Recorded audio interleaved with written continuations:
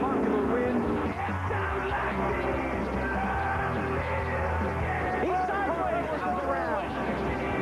Dave Blaney wins a wacky race at Charlotte. The 2006 NASCAR Busch Series champion.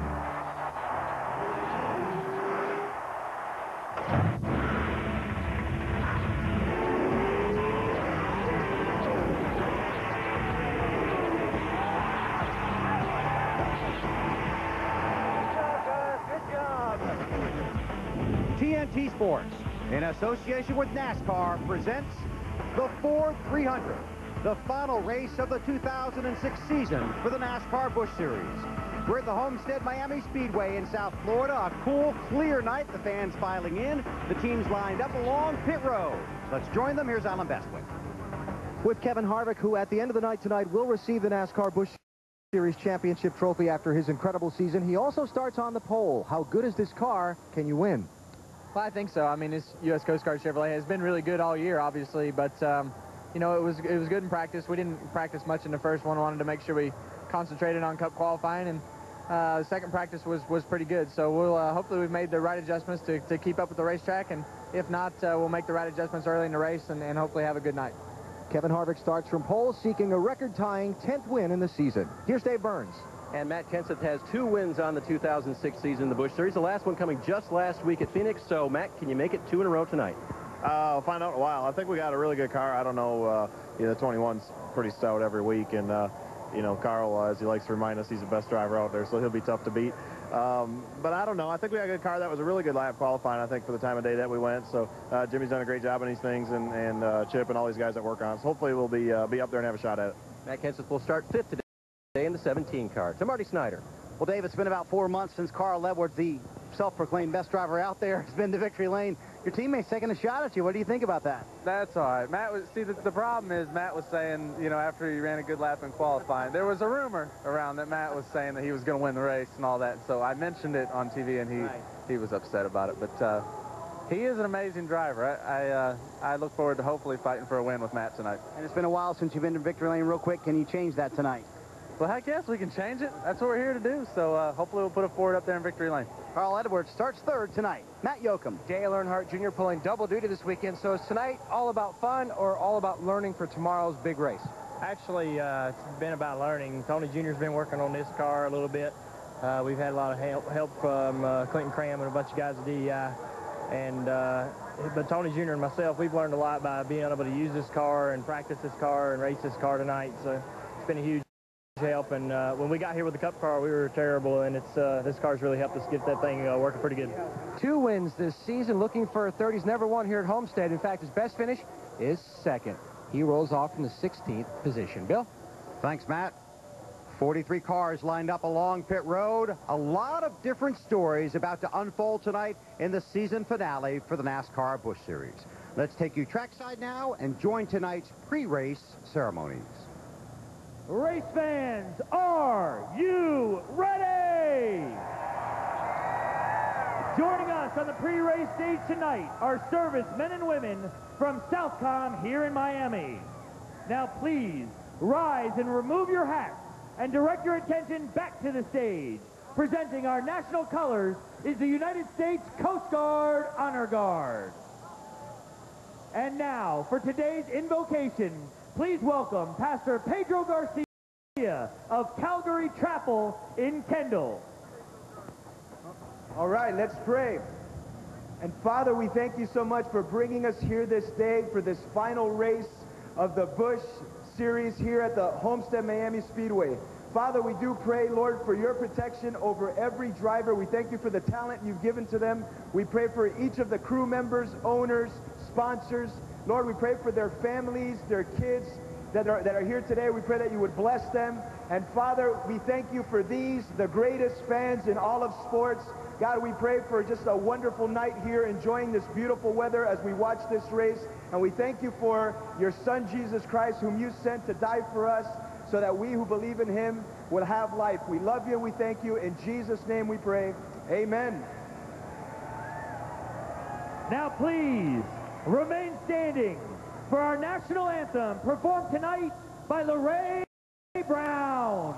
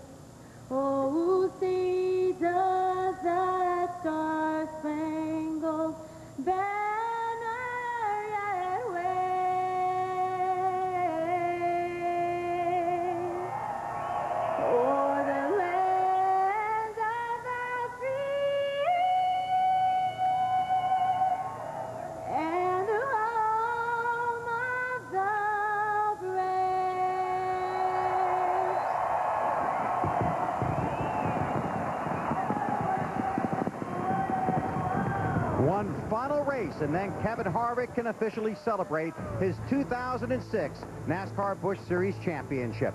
300 miles tonight here at Homestead. When we come back, we'll have the command on TNT. NASCAR Busch Series Racing, the Ford 300 on TNT from the Homestead Miami Speedway is brought to you by the Ford Shelby GT 500. Bold moves, they happen every day. By Miller Lite, for great taste, there's no debate. Miller Lite, always a good call. And by Sirius Satellite Radio, the best radio on radio. Fans filing into the Homestead Miami Speedway as we close in on the command. There you see the championship standings with one race to go. And later on tonight, Kevin Harvick will celebrate his second championship in NASCAR Busch Series Racing. Hi, everybody. Bill Weber along with Wally Dunlback and Benny Parsons. Thanks for having us in for the race, the final race of 2006 for the NASCAR Busch Series. Now, Kevin Harvick has won the championship, but with 300 miles to go, some of these guys have a lot of work to do. Really, Bill, because there's a lot of teams and drivers out there that don't have their deals set yet for next year. So this is a very important race, probably the most important race of the year for them. This is the one that they're going to be thinking about and working on for next year all winter long. So, yeah, there's a lot of guys. It's a very, very important race. And they're doing it on a world-class facility. You know, this racetrack, they changed it 2 or 3 times in the past few years, and it is a quality racetrack. But in the chase for the NASCAR Nextel Cup, 4 of the top 5 are in this race tonight, because it's an ever-changing racetrack. As it sits here for one hot, long summer in Miami, the racetrack has changed. And that's why 4 of the guys chasing Jimmy Johnson will be in the race tonight, trying to find the last-minute details that will help them tomorrow, hopefully to win the NASCAR Nextel Cup. Johnson is the championship leader in the NASCAR Nextel Cup Series. He does sit this one out. Benny, most of the practice for the Cup guys, in fact, all of it, was during the day. That race tomorrow night will finish under the lights. And that's one reason they all wanted to be in this race tonight, to see what this racetrack is like green, you know, in the cool air of nighttime. Now, you were on the track earlier today, Wally. Just tell us a little bit about it. Well, it's a great racetrack. It used to be a flat racetrack. They put all this banking on it. I was down in turn 1 and 2, and there's lines all over the place. There's a lot. Half the field was down on the bottom, and the other half was way at the top, and there's going to be some guys around the middle. So this is a great racetrack to finish out the season. All right, we look forward to it. 300 miles for the stars of the NASCAR Busch Series in their finale in the 2006 season. The drivers all on board now, getting strapped in, helmets on, the belts pulled tight. 43 drivers ready for the final race of 2006. Right now, let's go trackside once again and get the command for tonight's race. Race fans, are you ready? The time is now. The fans are fired up, and now it's time to get the cars fired up. Here's your Grand Marshal, Greg Woods. Drivers, start your engines!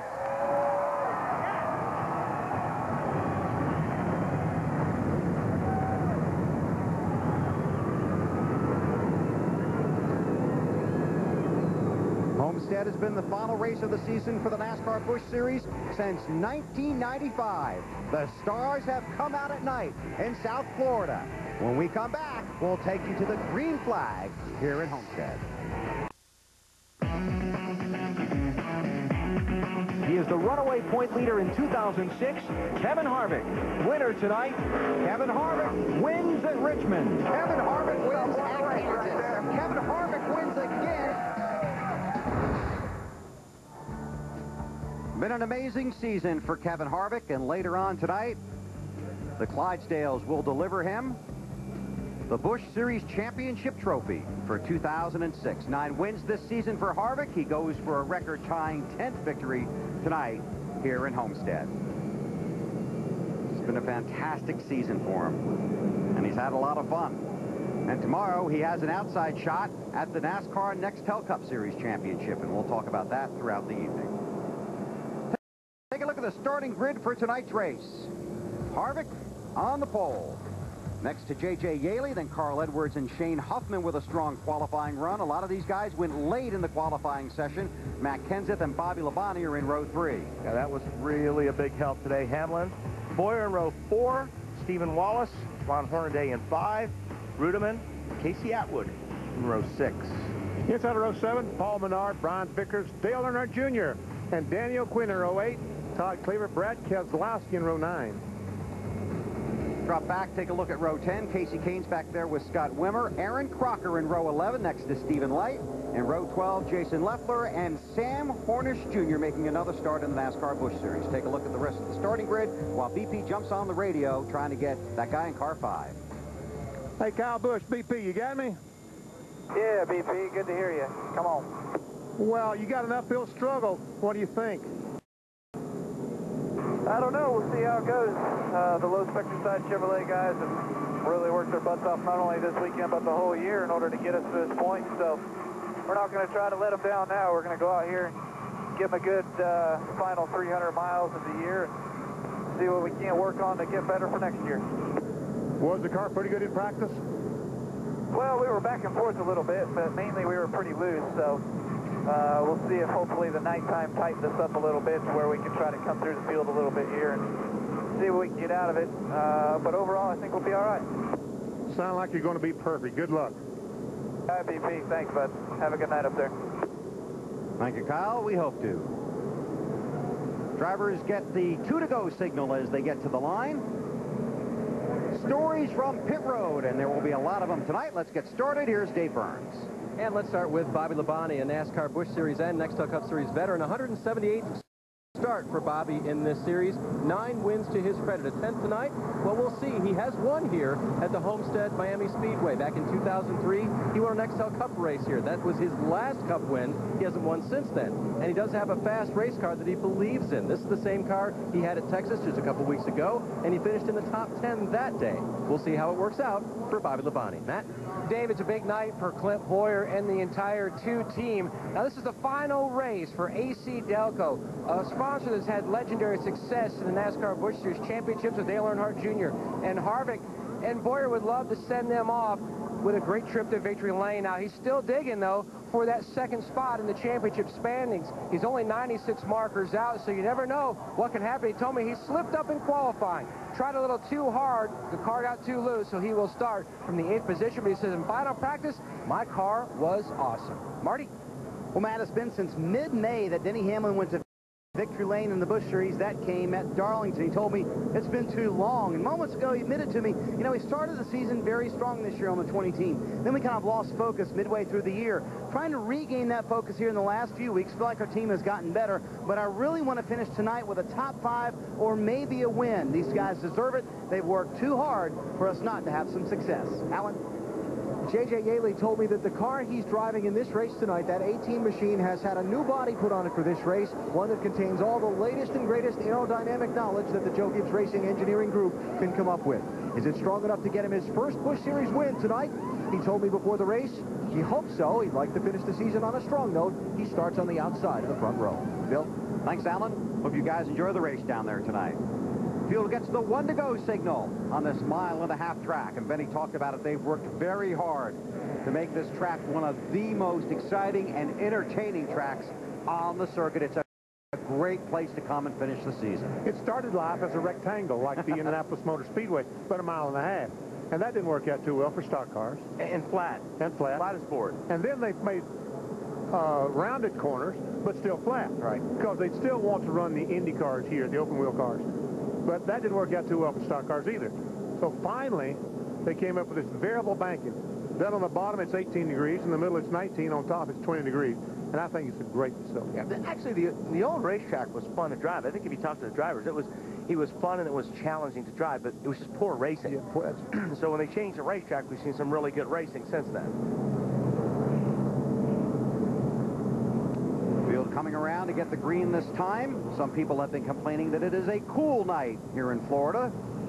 And by Florida standards, it is a little cool.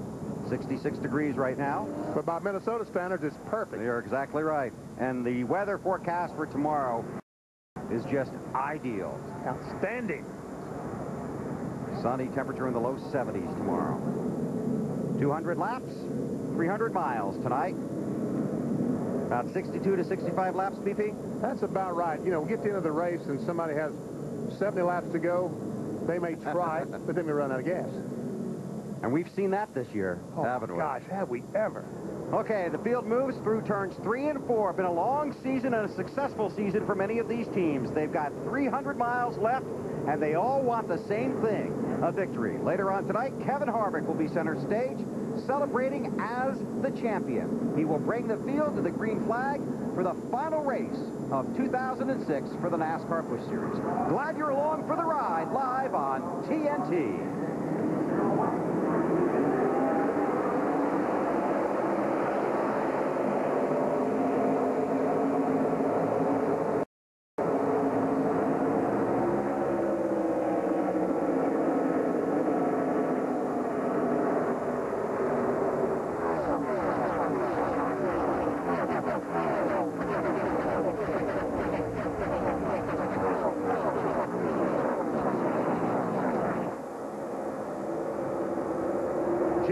What to do? Oh, he's a little bit loose. Talking about the 18 car of Yaley. What to do? Spin the tires on the start? Well, the start looked very slow, and there was a lot of guys that had trouble way out the back, but he a little bit loose there in the 18 car. First lap, anyway. J.J. Yaley said during qualifying they were going to lock Kevin Harvick in the men's room. That was the only way they were going to be able to stop him. He might have been right. There's Stephen Wallace in the 64 car, Rusty's son. Bobby Labonte in 77, yellow car in front of him. And that's what we're talking about. All those different grooves on this racetrack. I mean, it's really a fun place to drive because of that. And the track has got all those grooves now. We don't have to wait 20 or 30 laps. They've worked it in practice the last couple of days. And this is what you'll see tonight and again tomorrow afternoon in the Nextel Cup Series race. A lot of side-by-side racing, a lot of passing. Update from pit road, here's Alan. Just a quick confirmation that J.J. Yaley did jump on his radio and say, loose. Back end sliding around on him. That's not a bad thing as this race run goes along, though, because they expect the front end to lose grip as the tires get more laps on them. There's Yaley in that 18 machine. I like the line that he's running. You know, most of these cars are going in on the bottom of the racetrack and drifting up. He's going in about the middle. If he can sustain that, I think he's... Oh! Sam Hornish Jr. First caution of the night. Got a lot of right rear damage.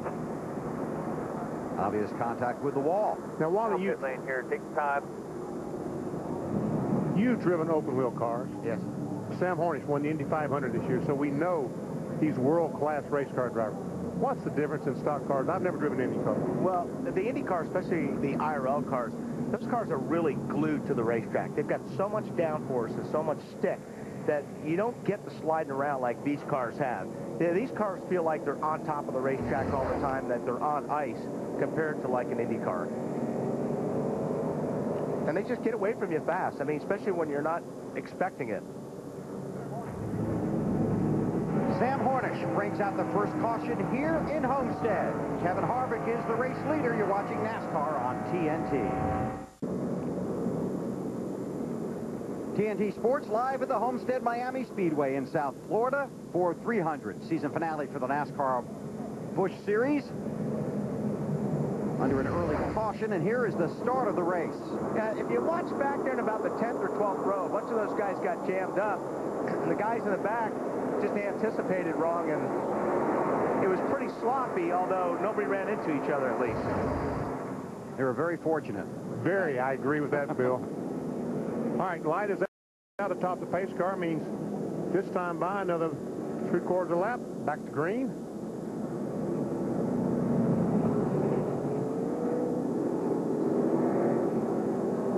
Pace vehicle takes him down the backstretch here. Kevin Harvick is the race leader. Then it's Carl Edwards, Matt Kenseth, J.J. Yaley, and Denny Hamlin.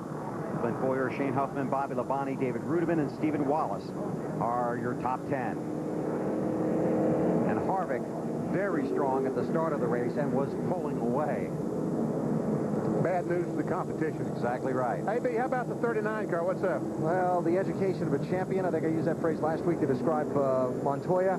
Indy 500 champion Sam Hornish is going to have an education as to what it's like limping a damaged race car around in one of these NASCAR races. That rear spoiler, the blade that provides all the downforce on the back end of the car, so much of the sheet metal on the right rear quarter panel of the car had to be cut away.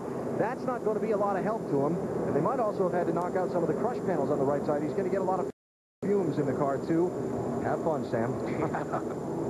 Other than that, everything sounds pretty good for him, Alan. Green flag, green flag, green flag.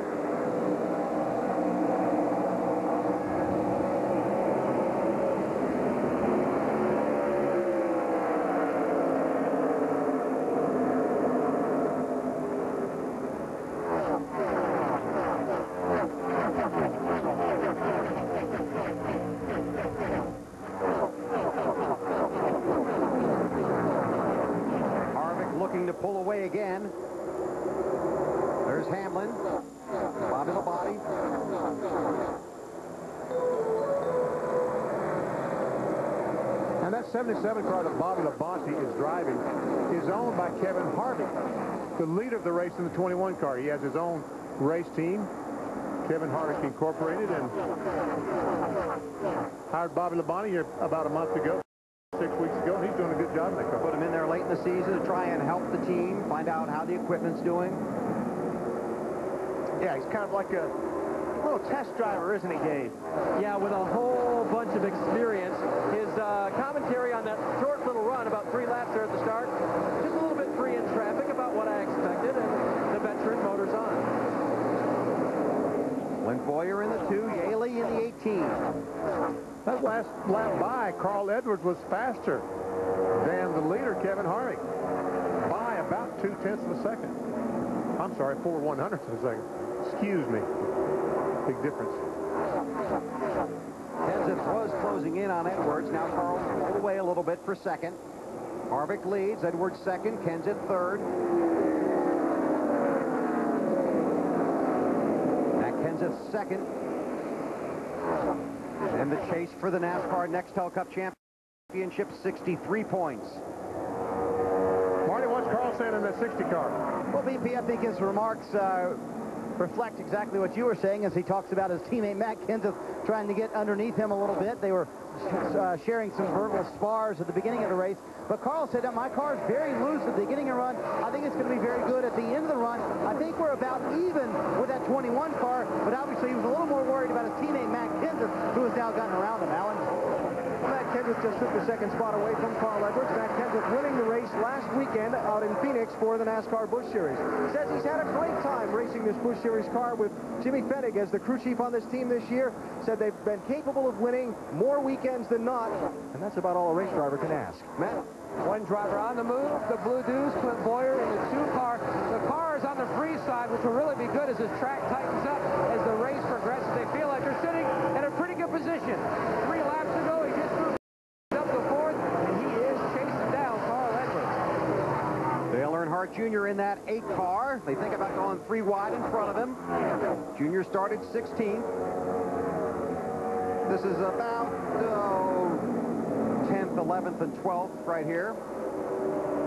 Rudiman in the 99.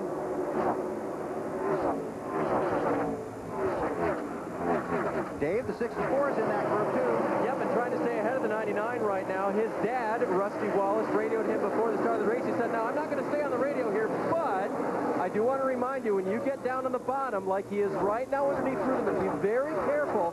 Don't let your car get away from you and be loose. And he said 10-4, Dad. Alan? A 500 winning percentage in racing is pretty enviable. Dale Earnhardt Jr. has run 4 Busch Series races this year. He's won 2 of them. This is 5th start tonight.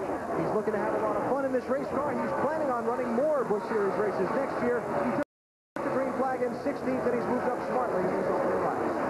And I think he's an example of how these guys are learning in the Busch Series races, that it helps them on Sundays. And I think he's going to move around tonight. He's going to try the bottom groove. He's going to try the middle. He's going to try the top. Because winning the race is not important tonight. Learning is important. Yeah, we can already see in the last couple laps, he's been in all those grooves that you just mentioned. Rudiman's going to use the high line to try and get around Wallace. That's the Michael Waltrip car. It only knows the high groove. And Junior will try and follow him through. Kevin Harvick is the race leader. Kenseth runs second. Then it's Edwards, Boyer, and Yaley, the top 5 in the Ford 300. Enter the BK Race to Glory fantasy game. You can win a trip for 2 to the Atlanta race next spring. The game is free to play. Go to NASCAR.com and register. 20 laps complete. Here in Homestead, Kevin Harvick started on the pole, has led them all. But he's got some competition moving up. Yeah, Kenseth's been working that high line. It looks like it's been a little bit faster the last few laps. He's way up there high, and he gets a really good run right from there off the corner down the back straightaway. Looks like a little bit faster than Kenseth. Harvick. So Brad Keselowski's slow on the track a few moments ago. Dave Burns reporting trouble under the hood for the 23 car. And he moved right up there, didn't he? Yes, he looked he in the did. mirror and went, wow, that high line looks pretty good. I'll try that. That's exactly right. I love that when they look in the mirror and just move around where the competitor is. Now Kenseth goes to the bottom. This is for the lead. Kenseth. And Harvick coming right back. What would you say about this being a competitive track? I love this racetrack today. See, now Kenseth is on the 18-degree banking. The 21 cars in 20 degrees. Usually right that part, getting off the corner, the guy in the high line has the advantage. He just has more momentum, more speed to pull down that straightaway. The guy in the bottom, like Kenseth, he's got to pull the pass off right almost 3/4 of the way through so he can drift up in front of the car. That's what he's trying to do. Not quite there. He could probably force this out. I think he could have got away with it. And Harvick could probably have backed off, but it's early. There's no point in doing that Yeah, yet. I think Harvick did back off right there. Just cracked the throttle a little bit and said, all right, let's see what you got. New race leader, Matt Kenseth. Update on Harvick from Atlas. Yeah, a story from the man who was the race leader that I think we're going to hear from a lot of teams all night, Bill. He talks about his car being tight. That means the front end does not want to grip as much as he needs it to. And when that front end starts to slide, there's only so far you can go before you got a choice. Get out of the gas or hit the wall. And talking to Matt Kenseth, I talked to his spotter just before I came in the booth today. Excuse me. And, you know, he struggled in practice today. But the second practice session, he felt like they're about as good as anybody here. Talking about the 17 DeWalt car over Nextel Cup. He said, that looks good. He said they found something he can work with in that 17 car in that second practice. Right. Paul Menard there in 11. Wallace in the 64 car. Casey Kane. Good group. Greg Biffle in the 16 right there. Cleaver. Kyle Busch, the 5 car that I talked to on the radio, was in front of this group or alongside the 9 car a few laps ago, but evidently he's got picked up that push and just cannot get back on the throttle the way he needs to. All right there for about 12th spot. Looks like Casey Kane's trying to work his way through, Marty. Yeah, Wally, he's come up for the 19th starting position with a car that's loose getting into the corners. So when he's in traffic like this, with all these cars in front of him, it makes his car work really well. Not so well when the 06 is behind him, but with cars in front, Casey said his car is really, really good. Yeah, because what happens is when your car's loose and then you get in the traffic like that, it actually takes the air off the front of the nose. So that balances the car out when you're in traffic. Another one of those Roush-Coutiers. Carl Edwards in that 60 car goes by Harvick now. Roush has cars running 1-2. So Edwards to second, Harvick to third, behind leader Matt Kenseth. Back to this group. Then he talked about Kyle Busch. You see him in the 5 car at the tail of that pack. And Kyle's getting the worst of the air right now. You know what? He's behind all these cars, and his car's probably the biggest handful because all of that air is just tumbling in front of you, and he's just trying to wait so that all sorts out a little bit, and then try to pick them off one by one. Cleaver looking inside of Wallace. Through turn 2. There's Busch again in that 5 car, trailing those cars. Matt? Bill, it's been a long time since that Bristol win back in the spring, and he would love to put a period on the 2006 season with a victory. But Kyle Busch says the car is good now, but his concern is that means it's going to be bad as we hit the latter stage of this run. We're about halfway through a fuel run, so he's expecting that car to start to go tighter and tighter. Right now, running in the 17th position. I don't think he's having a lot of fun right now. Not right now. When they're driving away, that's not a lot of fun. Kane in the 9. Biffle in the 16. On board, Biffle. 30 laps complete. Matt Kenseth out front again. He's the leader in the Ford 300 at Homestead on TNT. Tiger Woods, Jim Furyk, Jeff Ogilvy, and Mike Weir battle it out in the PGA Grand Slam of Golf, live from the Poipu Bay Golf Course in Kauai, Hawaii. Coverage begins 7 p.m. Eastern, Tuesday on TNT. Love watching that.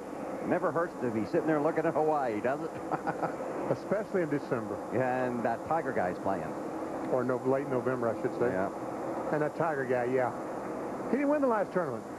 Imagine that. Only finished second. Yeah. No, darn it.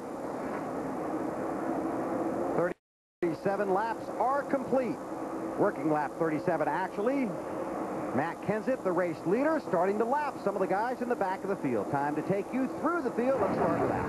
And up front with Matt Kenseth, who started 5th, took the lead from Kevin Harvick, seeking his 3rd win of the season in the NASCAR Busch Series, and what would be his 2nd straight after a victory last Saturday in Phoenix. No problem so far for car 17. Marty?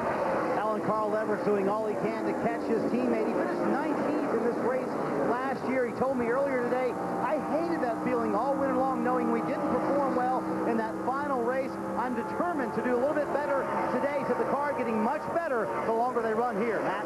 Cliff Bowyer started the day out in the 8th position. He just climbed up to 3rd, passing his teammate Kevin Harvick back on lap 35. The car, much like it was halfway through this run, it is still on the loose side. He says too loose, just can't wait for that first pit stop to fix it, AB. Closer to Kevin Harvick, about 12 laps ago, called in and said, really big adjustment, Shane. Shane being Shane Wilson, his crew chief. Harvick wants some help with that car.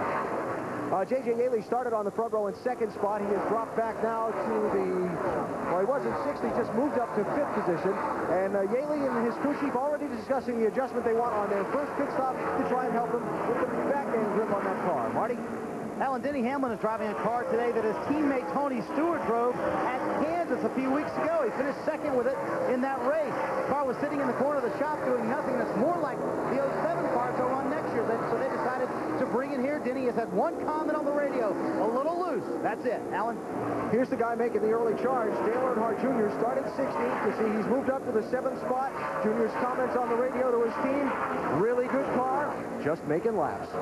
Right behind him is Brian Vickers in the 57 car. Vickers on his last weekend driving for Hendrick Motorsports, making his 8th Busch Series start of the season.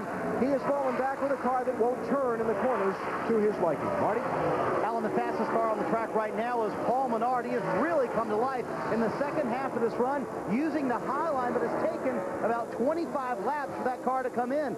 Paul said on the radio that may be too long for it to come in later in the run. They're going to have to work on that. He started loose, obviously, very, very fast right now. Todd Cleaver having a very impressive run. Talked to this young man earlier today. He told me, you know what? I didn't get the 6th ride this year, and I need to prove that I belong here, not only in the Busch Series, but maybe the Nextel Cup Series someday. What I need to do, finish these races. We've run well on them. I have to finish right now in the top 10. Matt?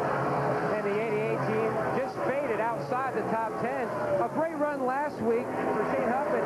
Led 17 laps in Phoenix, scored a top 10 finish. First time he's ever led laps in NASCAR Busch Series competition. The car, though, tight on entry and 2-3 on exit.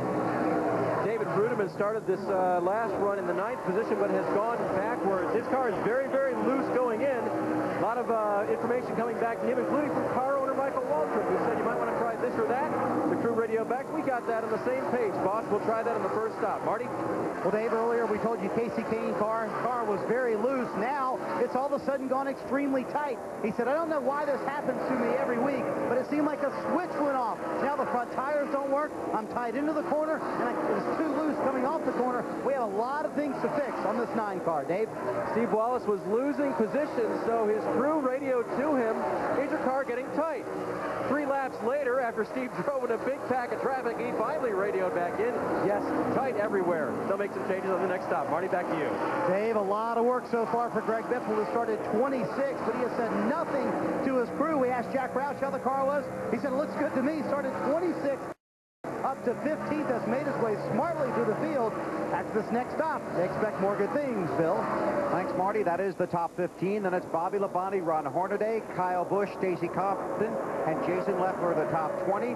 Right now, 25 cars run on the lead lap in the Ford 300. Matt Kenseth is the race leader. You're watching NASCAR on TNT.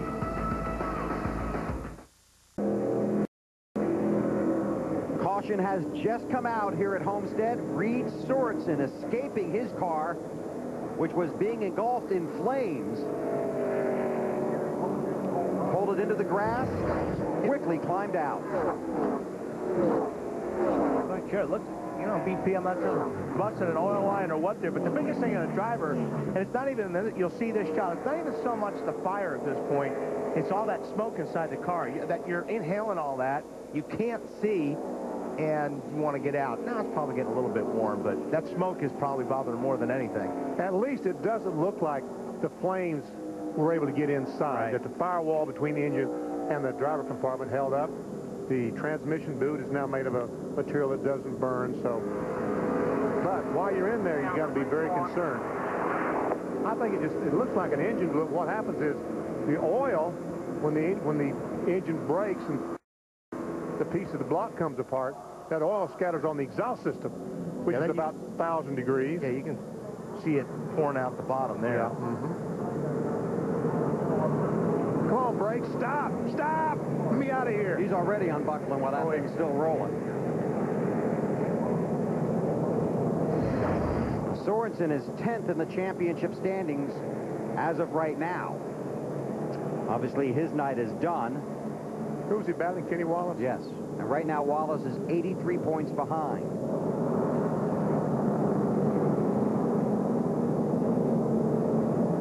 Just one of a handful of points battles being waged here tonight in the season finale for the Busch Series.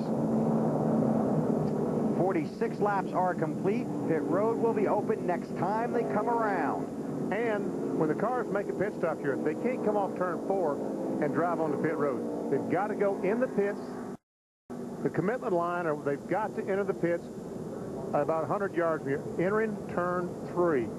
As you see, Matt Kenseth and all the guys moving down to make that first pit stop. Now, one thing about this, too, you know, obviously, under yellow, it's a piece of cake. Right. But when you're trying to hustle and trying to make up time here, that pit lane is real tricky because it's flat, it's dirty, and you're trying to go as fast as you can. And we've seen a lot of guys lose it on pit lane during green conditions. And you see, well, why don't Kenseth speed up?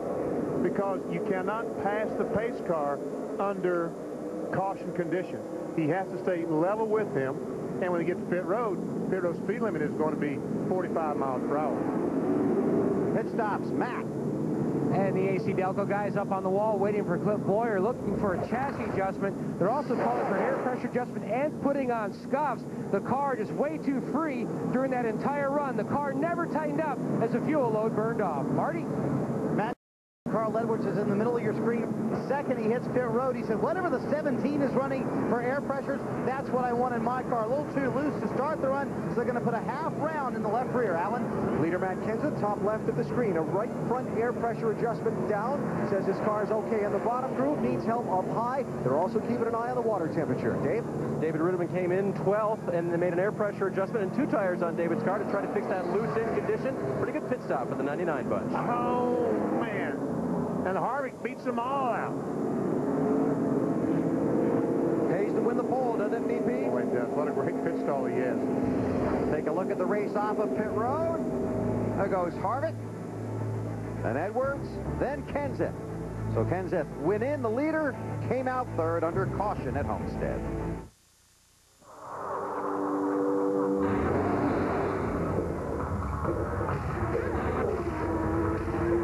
If you're not watching the race on a Sony high-definition TV, what are you watching?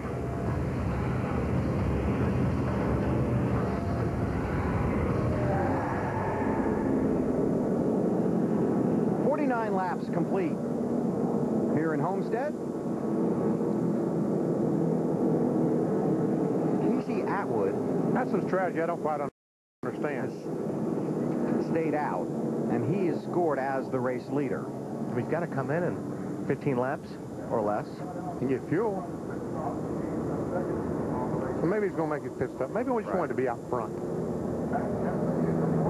Get a little TV time, get to know the pace car. So now he heads for pit road. Then it's Harvick, Edwards, Kenseth, Yaley, and Boyer. Earnhardt, Hamlin, Menard, Cleaver, and Kane. Under caution, working cleanup after Reed Sorensen's car erupted in flames. He's okay. And on his way to the care center.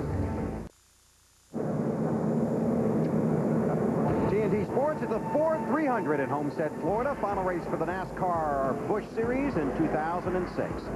Field getting the 1 to go. Be green next time by. Let's check in with Dave Burns. And good news is Reed Sorensen walked out of the care center in his own power. Did you inhale any of those fumes, though, Reed? That was pretty smoky. I tried not to stay in there long enough to get any of them, that's for sure. got out as quick as I could, and I think that's the first time I've ever had to do that, is actually get out while it was on fire. So just got out as quick as I could there, and feel bad for the guys. You know, they worked hard all year long, and we've had stuff like this happen to us all year long. So just regroup over the winter. We can definitely build fast race cars, and I still believe in those guys. So we'll just come back next year and come back strong. And you did see the oil light going down into turn 1?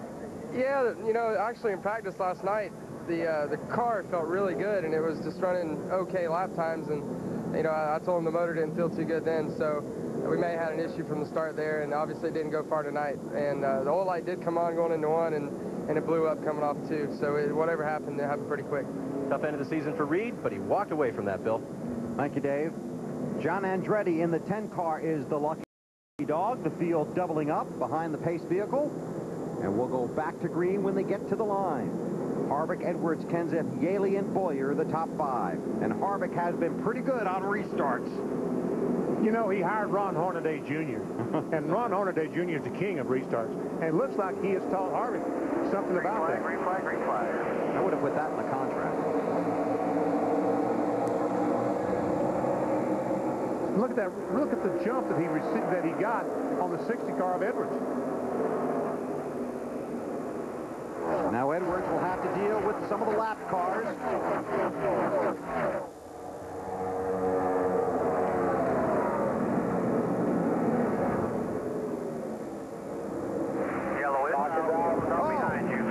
Stephen Wallace is around on the backstretch. Caution is out. Well, he's successful. He knocked every one of them over. Oh, he missed one. And he's taking one with him. Yeah, just in case. Boy, he's got some... All right, come on down pit road. You're pushing a cone here. Kind of wiggle the car. Let's not get that cone stuck on the front. Oh, my, they just got 4 abreast.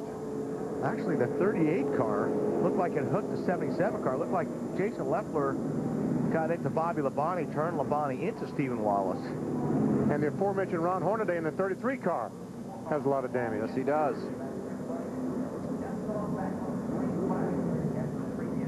Now, somebody got into Leffler first. I think it was Hornaday. Yeah. Not sure.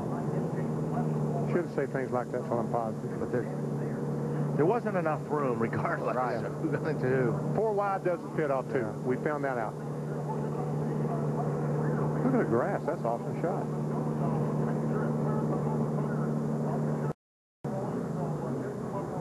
There's Wallace sliding through the grass. Okay, you got that one. That one, that one, that one. Well, you hit them all, buddy. He hit them all. On board with Leffler. Jumping off the wall, stay in the middle here. No, yeah, wreck you guys. Now, that shot looked like Wallace came down on left. Mm-hmm, it did from that shot.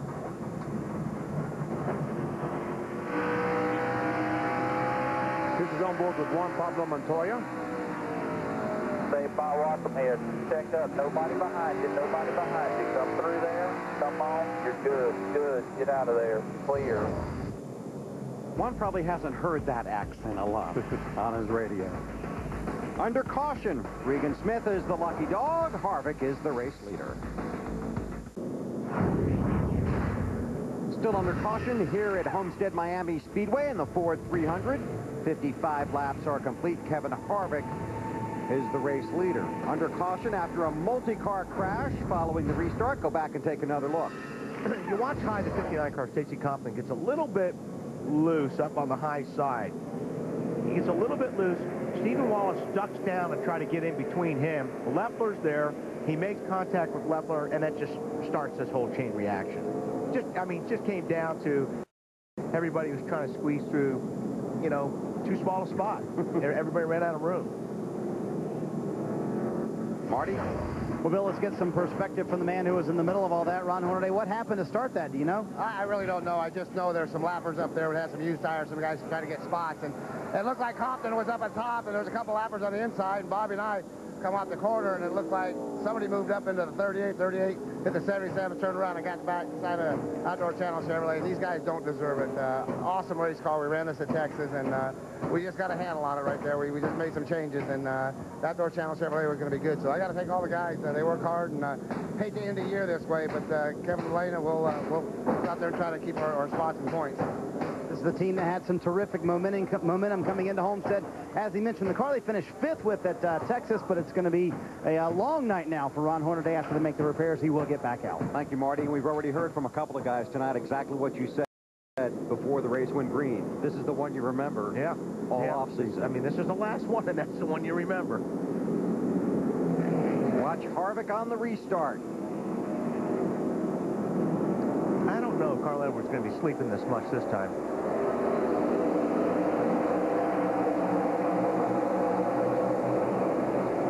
He got as good a start as Harvick did. It's like Biffle was not able to get going on the... Got something wrong. There's something bad wrong. It's in neutral. 1-4, clear to the bottom. So he coasts down to the apron. Like he broke the transmission is what it sounds like, or gear. What you got, bud? Stop it. There's no power, no nothing.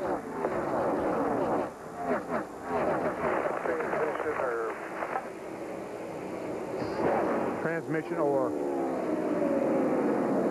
Bring it to us. We'll see what we got.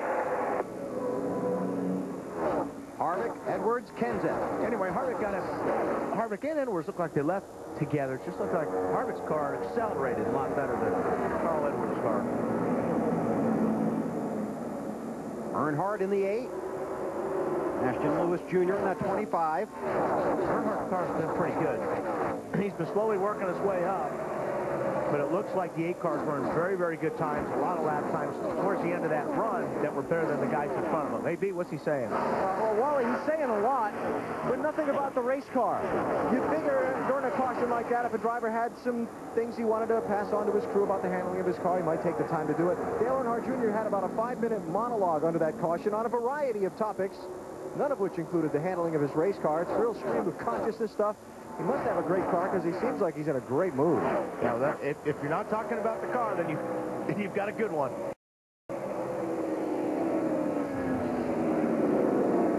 Caution is out again. 4 got into 4 over here. Like Augie Budovich may have brushed the wall getting out of turn 4. Yeah, 4 hit 4, huh? 4 hit 4.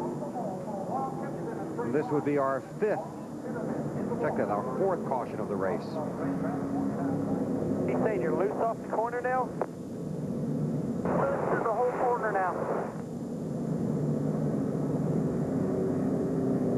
I see a lot of smoke. It looks like he might have just brushed the wall.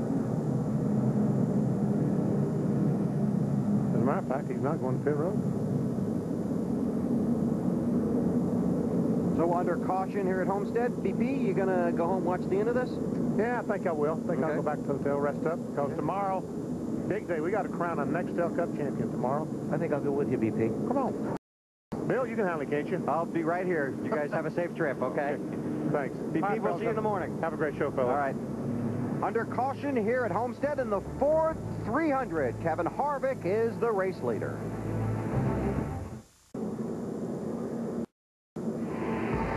NASCAR Busch Series Racing, the Ford 300 on TNT from the Homestead Miami Speedway is brought to you by Smooth Busch Beer and Easy Drinking Busch Light. Busch, proud sponsor of the NASCAR Busch Series. By Energizer, keep going. And by New York Life, the company you keep.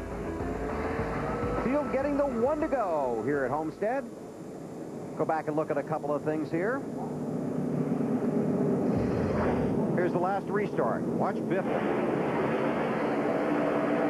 16 car. I don't know if he went to a gear and it wasn't there. I tell you, Rudiman did a really good job avoiding the 88 car of Shane Huffman. And Huffman did a good job avoiding the 16. Yeah. This is on board with Biffle. Listen.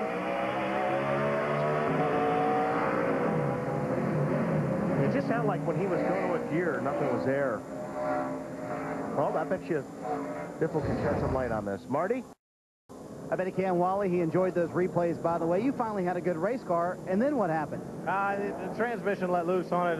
Must have, when I went to 3rd gear there on the restart, must have lost the gearbox. But, the American Fusion running really good. Excited about running good again in the Busch Series. Thought I was going to get up there and mess with Carl and Harvick and my teammate Matt, but not tonight, I guess. And I know you're 8th in the championship standings right now. This will probably put that in jeopardy a little bit. Yeah, so it's obviously going to move us from 8th to 9th. Last year, I got 10th by 1 point. So this year, I'm probably going to slip a few spots in the points. That'll cost us money, but we had a good season, and look forward to coming back and running some more races next year. Always important to make the stage in Orlando, Bill. Absolutely, Marty. Green flags in the air. Harvick is going to try and break away again. And guess what?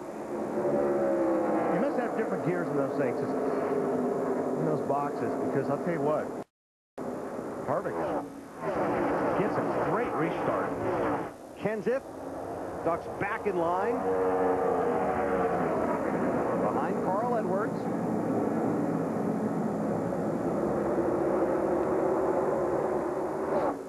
Kenseth using the low line. Again falls back in behind. Smoker down there behind them.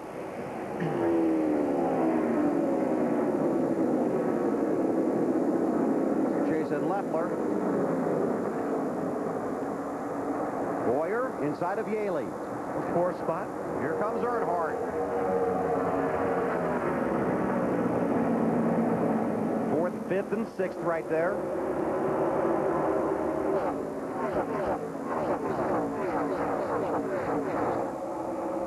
Now 3 wide, maybe down the front stretch, maybe not. Hamlin. And that's Woody Carr. Oh, trouble. Oh, Kyle Busch. Kyle Busch.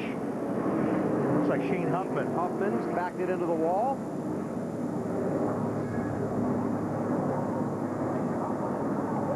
A lot of damage on the 5 of Kyle Busch. And Huffman will limp his car back to pit road.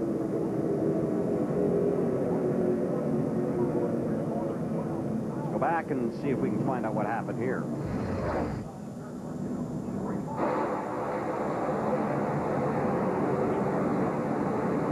Looks like the 5 car just got loose. Like he just got a little bit loose getting into 1 there. Not sure what happened to Huffman. Looks like he got loose at the same time.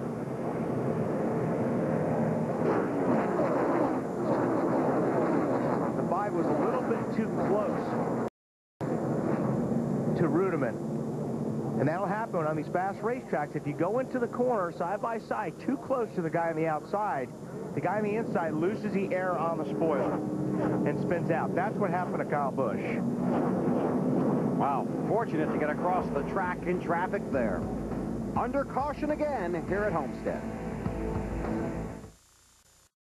A little bit loose off of 2. He's sideways and he got turned. So you got an angry race car driver that's going to go out and try to settle the score right now with Junior. It's one of the many moments from an exciting season of NASCAR Busch Series racing. Carl Edwards and Dale Earnhardt Jr. with a little bonding moment there.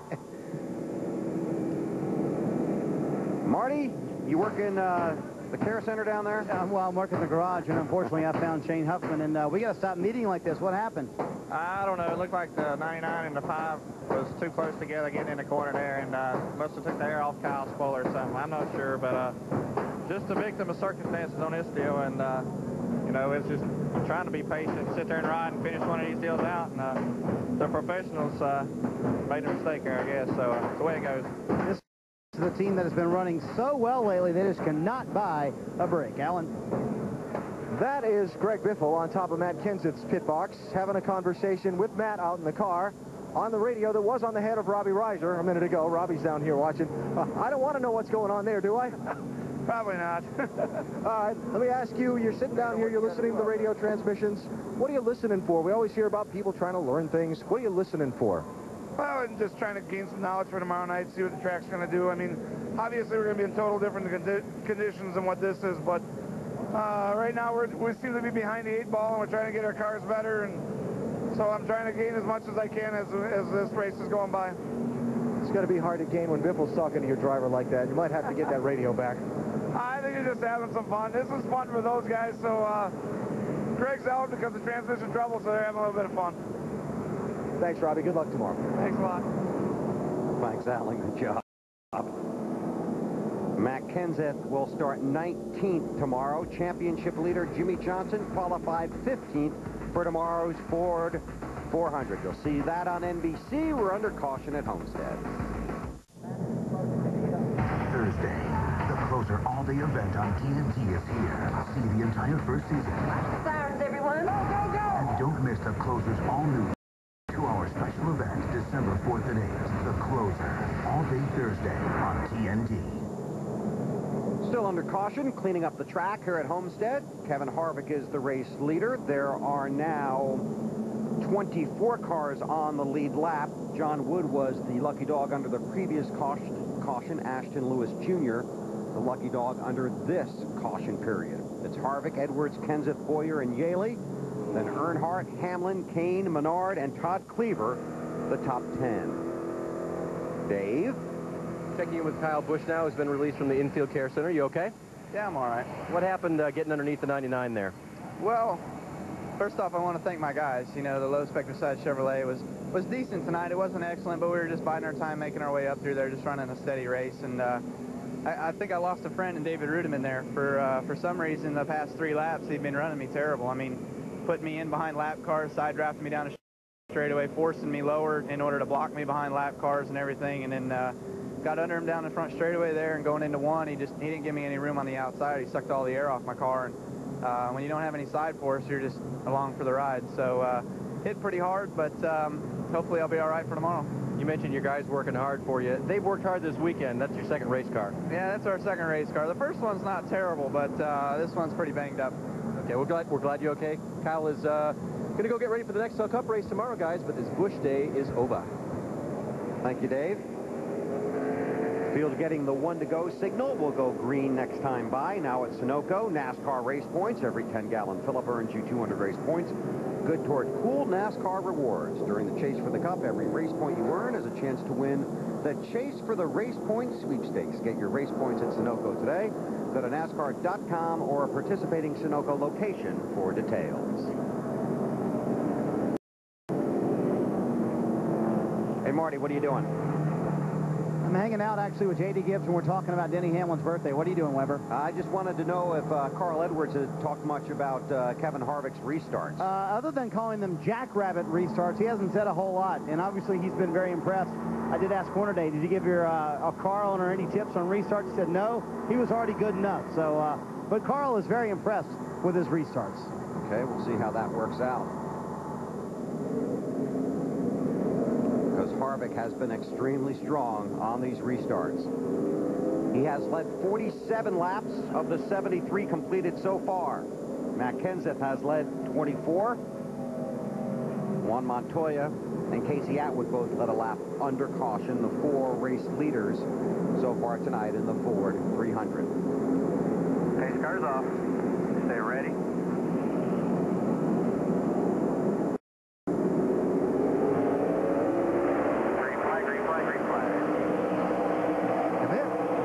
Just accelerates better than Carl Edwards. Carl Edwards looks like he's getting on the gas at the same time, but Harvick just takes off.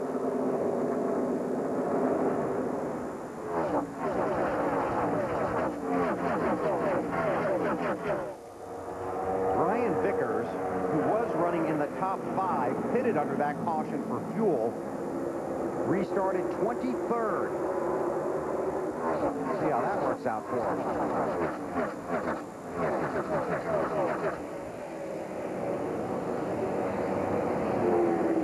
87 car, Joe Nemechek has been sparking a lot. And it's a lot down straightaway, too. I'm not sure what he's got dragging on that car. Hopefully won't break. Yes. Here's the race for 3rd. Clint Boyer trying to get underneath Matt Kenseth.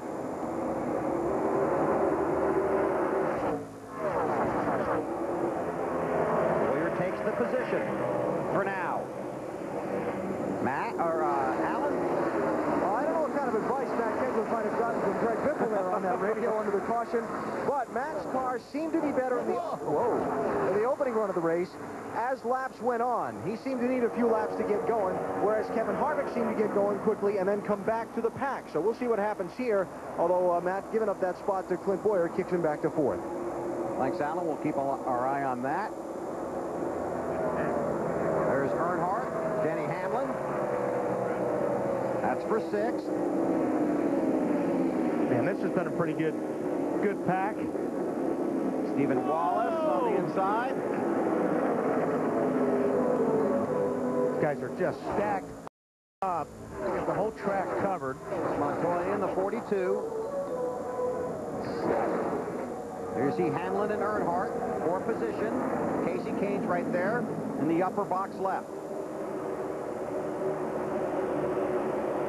And there's Vickers in that 57, who stopped under the last caution.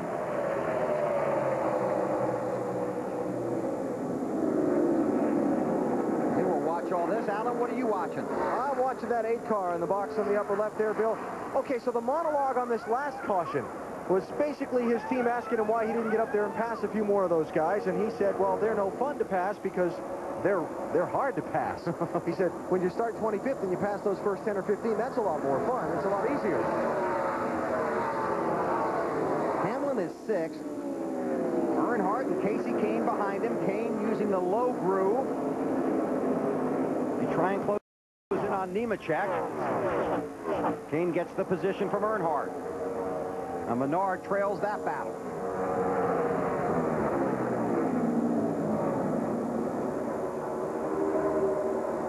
Marty on Casey Kane. Well, Bill, he was trying the low groove, not by decision, but because that Junior was taking away his line. He likes to run that high groove. So the only way to get around him was to run the low groove. Casey came on the radio and said, guys, the car is much better after that last stop than came on a couple seconds later. That's not to say we can make it even better than what it is right now either. Get a chance to work on it next time they pit. You see how Casey Kane has progressed through the race. But that's good. He can go down to the bottom and make that pass. A lot of times your car gets stuck into a groove where only that one groove works. But like Marty said, he got over there to the 8. And those other drivers know Casey normally likes that high side. Yeah. Denny Hamlin trying to get around Joe Nemechek, and his car continues to spark. Yeah, I'm not sure what that is. It's kind of strange, but look at 9 car gets a real good run there. We're trying to get on the high. Now, Nemechek is a lap down in 25th position. So Kane gets around Nemechek. Hamlin in 6th. Casey Kane is 7th. Earnhardt Jr. has slipped back a little bit. He's in 8th. Menard is closing in on him for the position. Up front, it's Harvick, Edwards, and Clint Boyer runs in the 3rd spot. Matt. And his spotters told him just to be patient. They are starting to slowly work their way back to him. The first guy he's looking to race by is the 60th Edwards. Now, he did make a comment about on the first run, the car was just so free. He wanted to try to play around a little bit and learn something for tomorrow's race. Still trying to knock down his first Nextel Cup victory. But the car was so free, he was just trying to keep a hold of it. Now he's got his mirror, the 17, still trying to chase down that other Roush car. The car's good now, Bill. Thanks, Matt. Running well here tonight. Clint Boyer in that 2 car. Edwards is 2nd, and Harvick is the race leader in that 21 car. 9 wins this season. He's chasing a record tonight in Homestead. Tomorrow, we're right back here at Homestead for the season finale and the championship event for the NASCAR Nextel Cup Series. The Ford 400, our NBC Sports coverage, begins at 2 o'clock Eastern Time with the Bank of America Countdown to Green. Then the final race of the year, 5 drivers eligible for the Nextel Cup Championship. Jimmy Johnson is the leader by 63 points over Matt Kenseth. Kevin Harvick, that 21 car, one of the drivers still mathematically alive in the chase. He's the race leader right now, but look at these guys closing in on him. Well, we saw at the start of the race, Kenseth was a little bit loose. It seems like he needs to get his pressures up after a pit stop. He needs to get those tire pressures up before he starts going fast. He's going fast right now. He's been using that high line, and he closed the gap between him and the leaders very quickly. And we got a change for the lead right now is the 60 of Carl Edwards is going to go by, and Kenseth is going to go by Harvick. And this is kind of the point in the run where Harvick's car last time started sliding back. And Kenseth may not be content with second, side by side at the stripe. And off into one. Looks like he's got enough to slide up, and he'll take the spot. Marty? Well, guys, Carl Edwards wanted lap times, and he wanted details about Harvick and Kenseth, where they were faster than him and where he was slower than they were. And obviously, he's a little bit better in the middle of the corner than he was Harvick earlier on. Now he's trying to catch his teammate Matt Kenseth, and as he went by, he told a spotter, tell his team thank you. He's very kind as he went by me. The lap car of Bobby Labonte there, 77. Labonte was involved in that, one of those earlier wrecks. Now Harvick to the inside of the car he owns. So it's Kenseth, Edwards, Harvick, the top three. So what's this track like as far as, is it smooth, is it rough? It's smooth. It just depends on how your car's set up. We've got a great shot here on Stephen Light's car on the right there, Carl Edwards on the left. Now you look at Light, he's using a lot of ham in that steering wheel. And that tells me that he doesn't feel the car underneath him. When you move the wheel like that, you're searching for grip. You're searching for the feel in the steering wheel. On the other hand, Carl Edwards is not using it that much. He feels the grip, so he's not moving that wheel around to search for it through the steering wheel. So Carl Edwards got obviously a very good handle race car. Looks like Stephen Light is struggling a little bit. Stephen runs back in the 30th spot. Edwards currently second. That's good stuff. Here's race leader Matt Kenseth. Seems the longer he goes, the better he gets. And he is going to try and pull away from Edwards and Harvick and Boyer and Yaley.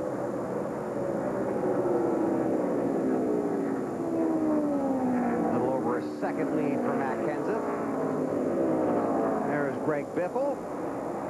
Went to the garage with transmission issues earlier in the night. And obviously these guys are trying to stay in the top 10 in points. That's why Biffle's coming back out.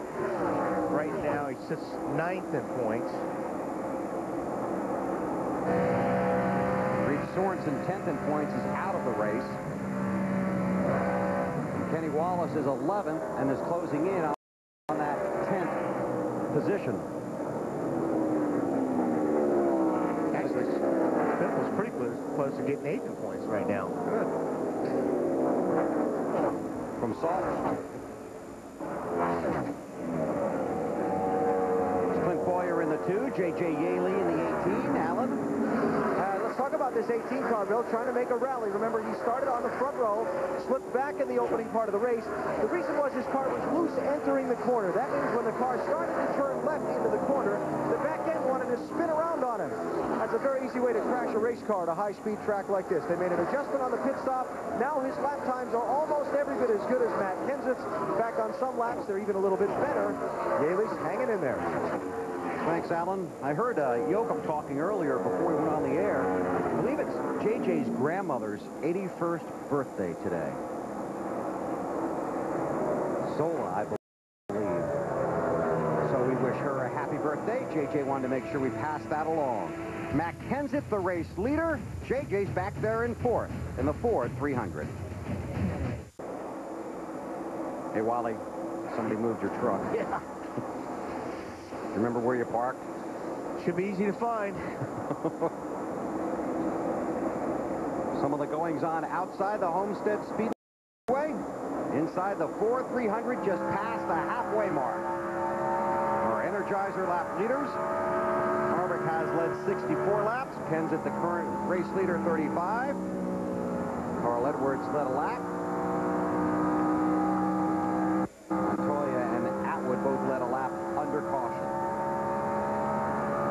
Our Energizer lap leaders in the Ford 300. Matt Kenseth is the current leader by 4 seconds over Carl Edwards last time at the line. Let's take you through the field. Alan, the longer he goes, the better he gets. Pretty much the report from inside that 17-car, Bill. Matt radioing to crew chief Jimmy Fennig a minute ago. He said it's good. It just takes a while to get going. Green flag pit stops between 10 and 15 laps away for the leaders, including Kenseth. Marty? Alan Carl Edwards in second is asking the same question he was asking an hour ago.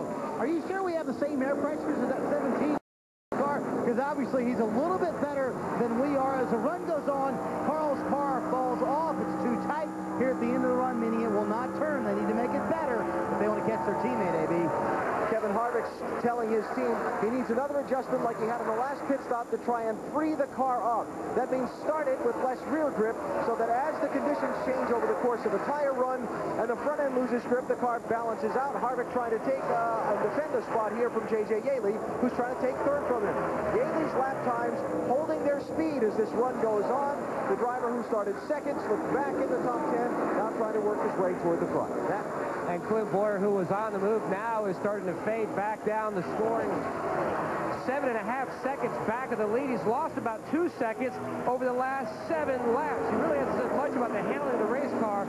He is just now, Marty, moving around the racetrack, trying to find a better line to help the balance of the car.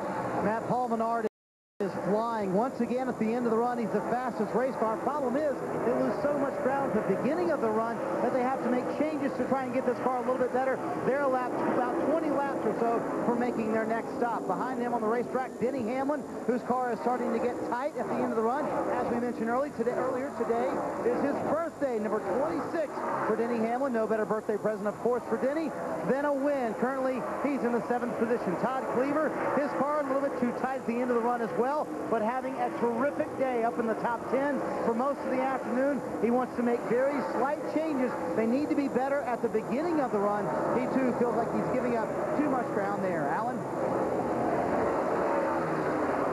Just listening to a radio transmission come in a second ago and trying to shut it off in my ear. The Dale Earnhardt Jr. car continues to struggle right there in the center of the corners. What he's telling his crew, when he gets into the middle of the corner, the car just wants to go right up to the top of the racetrack, and he runs out of pavement. He has to lift out of the gas. It's costing him spots. Marty? Casey Kane, Allen has a laundry list of things he would like for the 9 crew to fix this time. He said the car is just so tight going into the corner, he has to wait on the gas, but when he hits it, the car wants to spin out a little bit. They are a little shorter on fuel than everybody else. They're only about 6 laps from their next stop. Bill? Thanks, Marty. That's a top 10 through the field. There are currently 20 cars scored on the lead lap. You heard Alan talk about pit stops coming. We'll duck out, come back, watch the guys come get fuel and tires. 109 laps complete in the Ford 300. Matt Kenseth is the race leader. Green flag pit stop just beginning here at the Homestead Miami Speedway. Lap 115 just going on the board.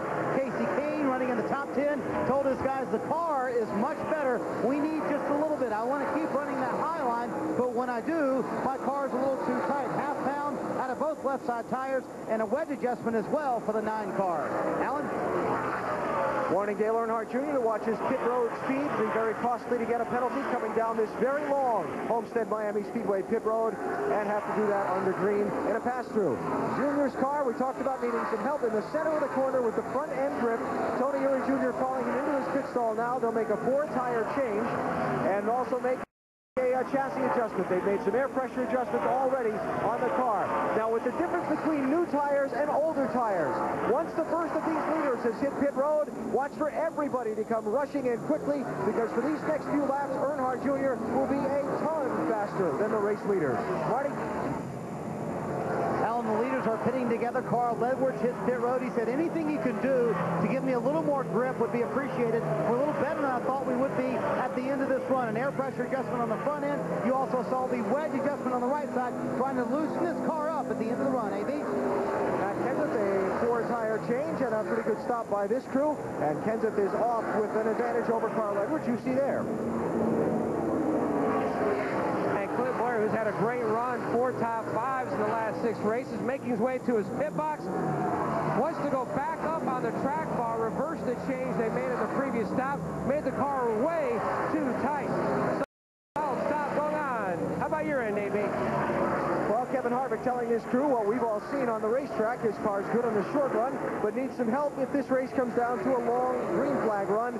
The speed falls off, and the front end loses grip the farther they go on a run. They're trying to adjust for that. Marty? Paul Menard told his guys, you know, I wouldn't change much because at the end of the run, we are just so good. In fact, he said the car is, quote, perfect, not tight at all, and that loose condition they have early on the run goes away. It just takes so long to come in that they're going to put a half pound in the right front tire, trying to tighten up just a little bit at the beginning of that run. Dave? Johnny Sauter is in. The guy in the odd-colored suit is Zach McGowan. That's because Joey Klutz, the rear tire carrier, is not here this weekend. His son Jonathan involved in an accident at home in North Carolina. So Zach taking over, carrying tires. Bit of a long stop from 00, fixing a tight race car, Marty. Well, Dave, Denny Hamlin will make the slow walk down pit road here at Homestead. He hits pit road running second. They were able to stay out just a little bit longer, very fast in the middle part of that run, but at the end of the run, he said it gets tight from the center of the corner off really bad. They're going to do an air pressure and a wedge adjustment, half pound out of both left side tires, second stop in a row. Actually, at the last minute, they decided to forego that wedge adjustment, just a half pound out of both left side tires, try and loosen that car off a little bit at the end of the run, and also a windshield tear away. AB? And giving J.J. Yaley instructions as he comes down pit road. He's got brake fans on the car. They've instructed him to turn those off so they're not blowing all the brake dust back in the face of the tire changers as they're trying to pull the tires off the car. His crew chief, Jason Ratcliffe, counting him into the pits. They're going to make a 4-tire change here for J.J. Yaley. Marty? Alan, what a run for Todd Cleaver. He's kept his car up in the top 10 all day long, driven a very smart race to this point. He said he can't find the grip that he would like on the bottom of the racetrack, and it goes tight too early in the run. So what they're going to do, an air pressure adjustment, trying to make that sweet spot of the run a little bit longer. And Clint Boyer's team up on the wall waiting for him to make a return visit to pit road. Officials saying loose lugs on the left front, also going to make a chassis adjustment on that 2 car when he makes his way back to a stop. You can see the front tire changer hit the lug. They topped off the fuel. He's away. Costly mistake for Clint Boyer's team. Well, you just can't have that happen, can you, Matt? Especially in the season finale when you're trying to possibly close in on another position in the championship standings. Good point. Dave? Regan Smith on pit road now. The last run, his car was loose going into the corner. This run, loose going into the corner. Same thing for Regan. They will make an air pressure adjustment for the driver of the 35 car. Crew on the right side now. They'll make their way around to the left side. No wrenches going in the windows. Just changing the air pressure will help Regan's car not be quite so loose in during the next run. Hopefully, Alan. When Regan Smith pitted, that handed the lead over to this driver, Brian Vickers, in the Hendrick 57. Now, it's going to be a little while before Vickers pits. He came in under the fifth caution, the last one we had, at lap 71, and topped off his fuel. He gave up 12th position on the racetrack, restarted 24th, has picked his way back through traffic, and now has got some extra laps to run on fuel. If a caution comes out here while he's got some guys trapped a lap down, he's just helped himself a lot. He's got about, if you think about 20 laps, maybe? Let's see, pitted at 71, so 70 and 60, that'd be 130, probably about a little less than 10 more laps, Joe. Okay. So Brian Vickers back out front using strategy to get there. See how it plays out for him. 124 laps complete in the Ford 300. Next summer, Turner Sports will continue its 24-year run covering NASCAR with 6 Nextel Cup races starting June 10th in Pocono, including the primetime race from Daytona. So be sure you join us in the summer of 2007 for all the drama of NASCAR on TNT, and I know we're looking forward to that. I'll be there. It'll be a blast.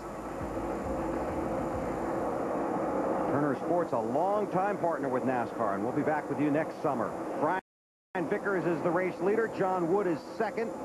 Scott Wimmer runs third. As Alan talked about, the 57 pitted back on lap 71.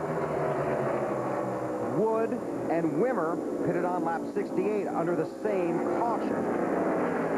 Right now, there are just 14 cars on the lead lap, but Vickers is considerably slower than the guys that have stopped under green here. Yeah, he's losing a lot of track time right now. That's what happens when you're on old tires. Everybody else is on good tires. This is back around the 10th position. Harvick in the 21, Hamlin in the 20.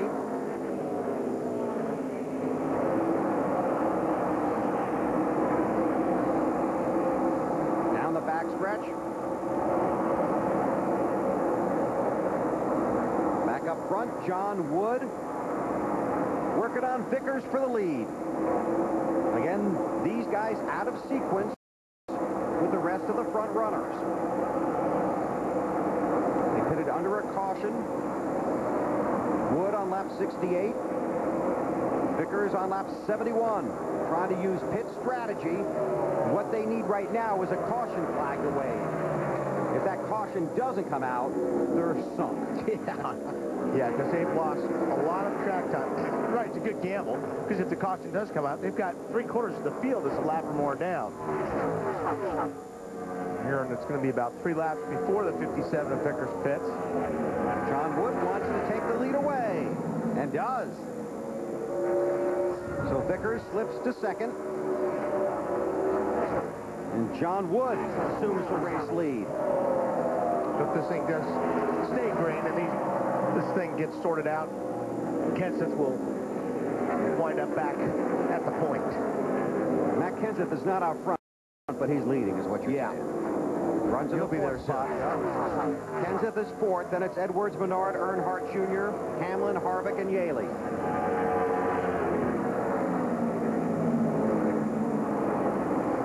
You can see Vickers' car just really giving up time on the track. That's Daniel Quinn there in the 50 car, the blue car. He's sitting in 27th spot, and he's passing second place car, so to speak. Yes.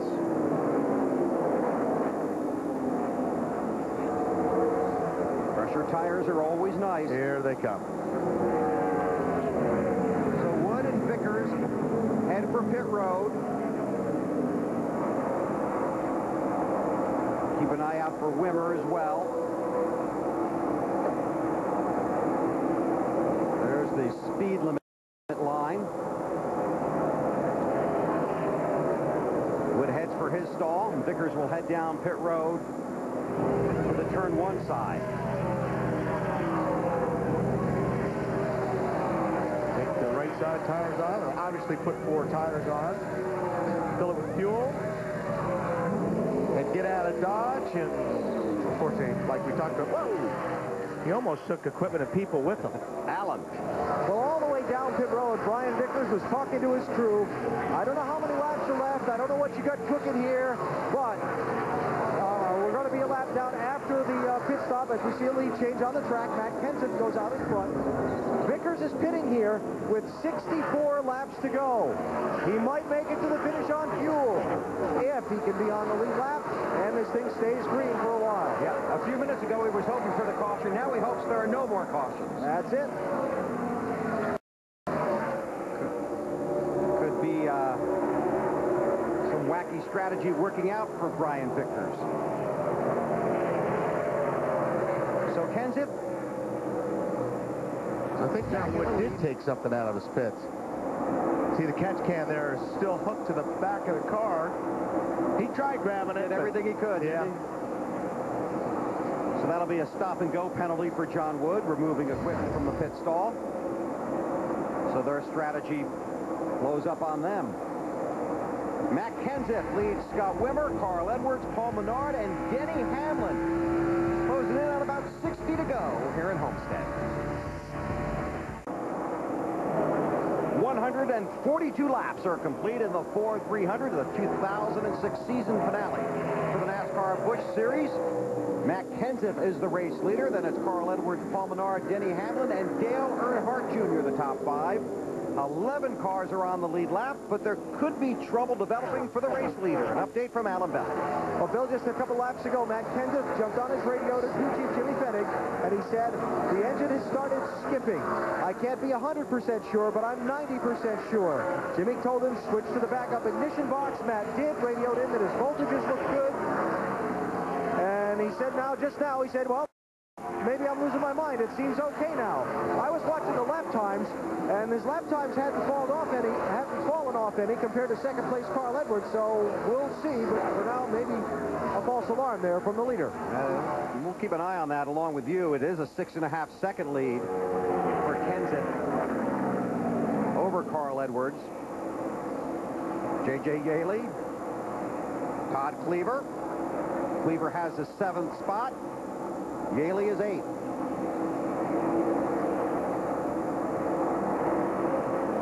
And as Marty talked about, this is a good run for Todd Cleaver. Exactly what he needs to do. He needs to run in the top 10, and he needs to be on the track without customizing the car at the end of the race. Right. And this is one of the guys that he wants to finish the season with a great run. Right. And build some momentum going into next year with this team.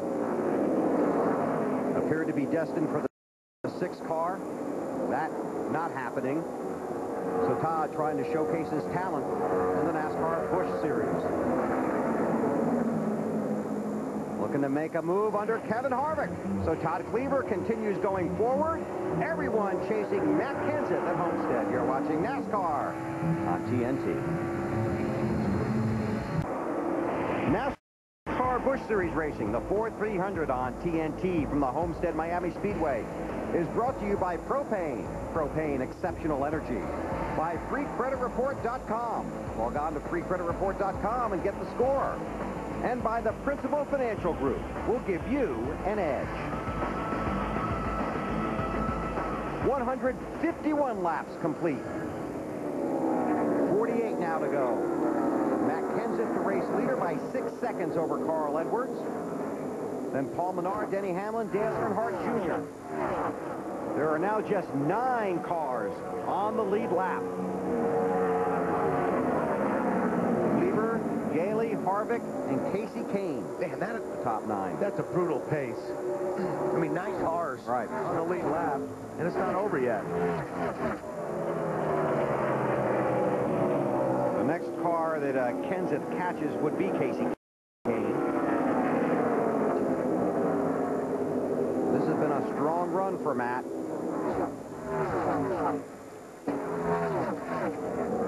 Harvick led 64 laps. Matt has just led his 65th lap of the race. Brian Vickers led 11 laps, and a handful of drivers have led a lap or 2.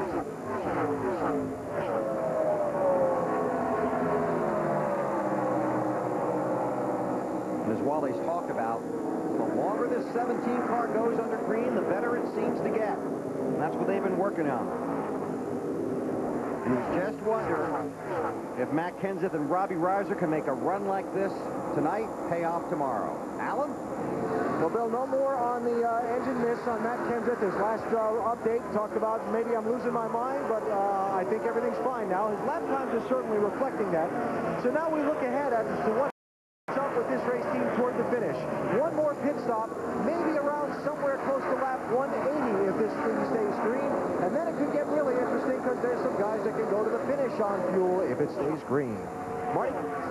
Alan, his teammate Carl Edwards is about a tenth to 2/10 of a second faster almost every lap. Of course, that lap is a little bit slower, but he has a 5-second deficit.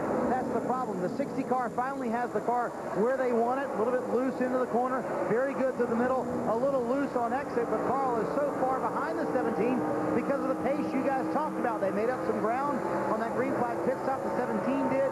He actually expanded the ground they had on the 60, but Carl has a long way to go, but a car that might be able to pass him if they could finally get up there. Bill, I think it's very vital to note Carl Edwards has cut 14 points off Kevin Harvick's championship lead today. That's very important information. That big 14 points might help out. And that narrows it to 816 points. He's closing in. Hey, Paul Menard's another one that's very, very fast right now. Runs in the 3rd spot in the Ford 300. 161 laps are complete in the Ford 300. Here's our Holiday Inn race recap. Wally had some friends here at the track. There's Kevin and Delana Harvick, and Kevin picks up that trophy after this race tonight as the 2006 champion. Number of incidents early in the race. Reed Sorensen. Up in flames of smoke. Fills the car with smoke, but Reed gets out. He's okay. Then a lot of guys, little racing room. Multi-car wreck. Stephen Wallace. Leffler, Hornaday. This is Kyle Busch and Shane Huffman. After David Rudiman took some of the air off the 5 car. Our Holiday Inn race recap. Well done, guys. Matt Kenseth out front. 163 laps now complete. 37 to go. He leads by 7 seconds over Carl Edwards. And the next guy he's going to lap if he gets to him is, well, there's Yaley and then Harvick. Right. There's Todd Cleaver. Dale Earnhardt Jr. Cleaver just took the 5th spot from Earnhardt. Marty? Yeah, Bill, I was going to clarify that. That's him moving around Dale Earnhardt Jr. for the 5th position. What a terrific run for this young man today, the 28-year-old out of Wisconsin. You know, I talked to him earlier. He said, I really hate that the season is going to end because things are finally just gelling. As you mentioned, he was up for the 6th car earlier this year, the Nextel Cup Series ride, filling in for Mark Martin. That never happened, and next year he'll be just a part-time driver in the Busch Series, sharing a ride with Greg Biffle and just 16 races. He told me, you know, the season has finally come together, finally where I want it, and it ends. And I just want to take this momentum into next year, but I won't have a full-time ride, but I want to show what I can do in this final race, and he's certainly doing it right now in 5th. Alan? And just an update on Dale Earnhardt Jr.'s progress after his stop. He said, good stop, good adjustments to his crew, and hasn't said a whole lot yet. His car seems to have the same drivability as it did before. Right there in the center of the corner, he just can't get it to cut the way he needs it to. And well, you know, that keeps you from getting on the gas. Yeah, that's unfortunately when you have a car like that, you got to roll off the throttle, and you just have to wait until the front sticks before you can get back on the gas. And sometimes that takes forever. There are just 8 cars on the lead lap. As Wally pointed out, running 8th, Kevin Harvick. Matt Kenseth is the race leader. Caution has just come out. Caution for debris on the front stretch. Don't see it. Hey, man, if I need to be a little tighter for the shorter run here, I see there's 33 to go, 32 to go. That's exactly right. 33 to go, Matt. Yeah, I can't catch up, guys. It takes me 30 laps because I'm too loose, so. And these guys were only maybe 13 to 15 laps away from having to make a pit stop. And as you heard Matt say, they need to work on the short run. His car's not been very good on the restarts, and it takes some laps, so they need to make an adjustment so that thing won't go for the last 30 laps. Casey Kane is the lucky dog. Gets to come around, get back on the lead lap. Car 9 will be the 9th car on the lead lap. So just 9 cars coming down pit road, and it will be open when they get there. Behind the safety vehicle, they work down the backstretch. It's Kenseth, Edwards, Menard, Hamlin, and Todd Cleaver, the top 5. Then it's Earnhardt Jr., Yaley, Harvick, and Kane, your top 9 cars. The only cars on the lead lap. They peel off on the backstretch.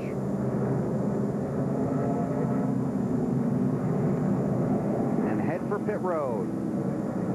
It's going to be a short run to the finish here. Kenseth has been better on the longer runs. While he talked about, they'll try and adjust for that when he reaches his pit stop.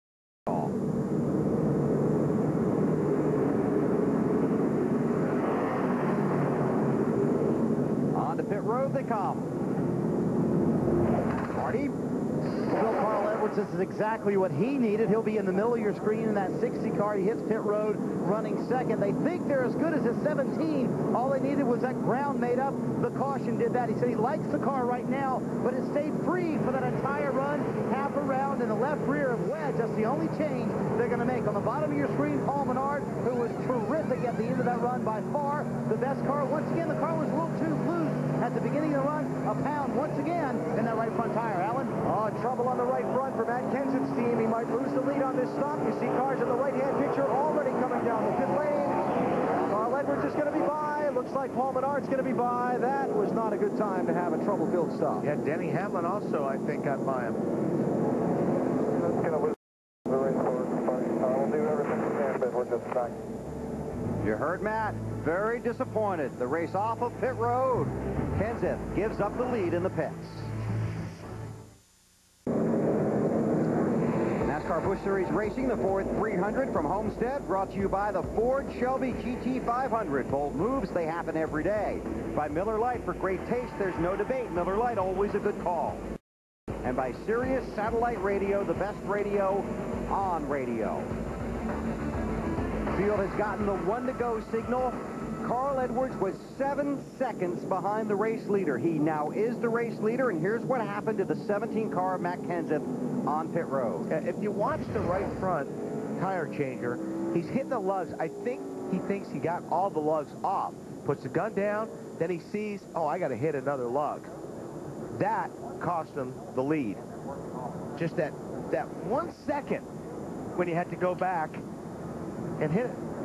Jimmy Fennig is crew chief, and you could even see him. He'd already reversed the gun. Yeah, that's right. And he had to switch it back. Exactly. When he picked the gun up, he hit a button. That was because that was ready to tighten at that point. AB? And Matt came on the radio when he was leaving pit road, and Bill and Wally, you know Matt is usually a fairly frank guy. He came on and said, well, that probably just lost us the race. He said, our car just takes too long to come in. I'm not sure I can get all the way back to the front from there. He's back to fourth. We'll see what happens. Yeah, and to make things worse, you got all these cars on the bottom, too. Just 9 cars on the lead lap. Edwards leads. You want to make a point about Menard. I think Menard's car is as good as anybody's in this race, but again, it takes 15 laps to get going. By the time 15, 20 laps comes around, he's already 4 or 5 seconds behind the leader. So if they've made an adjustment to that car to help it get going better, he's got one of the better cars in this race. 29 laps to go. Edwards clears the lap traffic. Menard still working on it.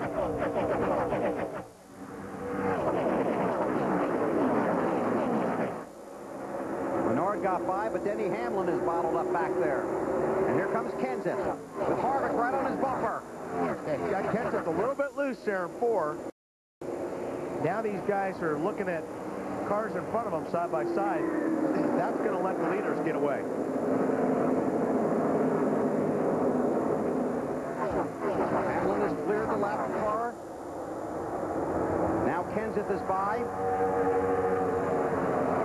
Regan Smith in that 35. Harvick is by, and Earnhardt trying to tag along. Denny Hamlin's looking pretty good right there. The bottom of Paul Menard right now. And again, it just doesn't look like Menard's car is that good on the get-go. Yeah, he needed this thing to go long green. And I don't think there's enough laps in it for him to take advantage of it unless they made the right adjustments. Marty? Well, guys, when Denny Hamlin came to pit road, he had a race car that was a little bit tight. They made a very slight air pressure adjustment. When they took the wheels off, they found out the left front tire was going down. Hamlin is also 4th in the championship standing, so he desperately wants to pass Paul Menard and finish in front of him, because right now he could possibly get to 3rd if he finishes in the 3rd position tonight. Alan, haven't talked about Kevin Trouble in turn 2. Smith. Regan Smith.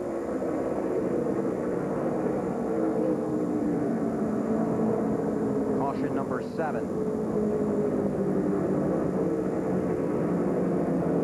Up to loose man. No lucky dog, because it would have been Regan Smith. Instead, he's the unlucky dog. Wanted the caution to come out, just didn't want to be it. Dave, you know something about this? They had just commented to Regan, hey, now we'll see just how lucky we are, because they were racing for the lucky dog because it had taken on 2 right side tires only on that last stop, but we're racing really hard with Johnny Sauter to stay ahead of him and hopefully see another caution and get that free pass, but they can't, as you explained. It was a plan. Yeah, he was way, way up high in the marbles. Is that Vickers that he tapped? Wow. Yes, the 57. On board Juan Pablo Montoya.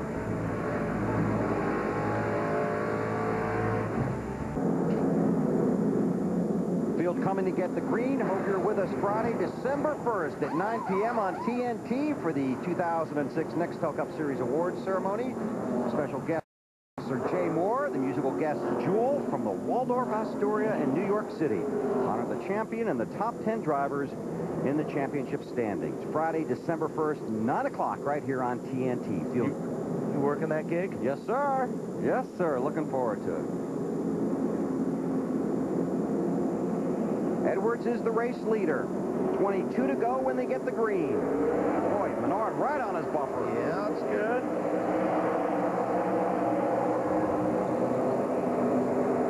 NASCAR did look at the running order when Regan Smith spun. Johnny Sauter had made the pass for the position, so Johnny Sauter did get a lucky dog under that caution. He is the 10th car running on the lead lap. I think Sauter started like 39th today, so he has done a really nice job. Here comes Matt.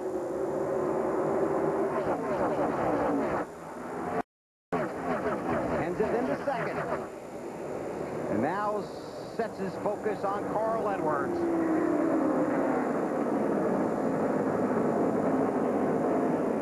A little bit loose up there, Kenseth is.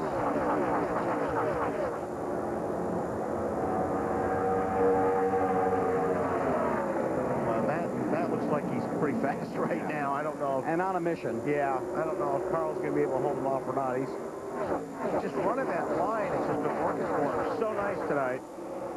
He did say he tried to make it up on the track when he left pit road. Gave up the lead on pit road. When his front tire changer missed a lug nut on the right front tire. Carl's car is pretty good in 1 and 2. Maybe even a little bit better than Matt. But Matt really gets into turn 3. Very good. And Carl knows how good that 17 car has been tonight. So he's looking in the mirror every now and then, huh? And that's not helping. Menard runs third, then Hamlin, then Harvick. Now Harvick should be really pretty good here. It's called a short run. Harvick in that 21 car. Harvick runs in 5th, Alan.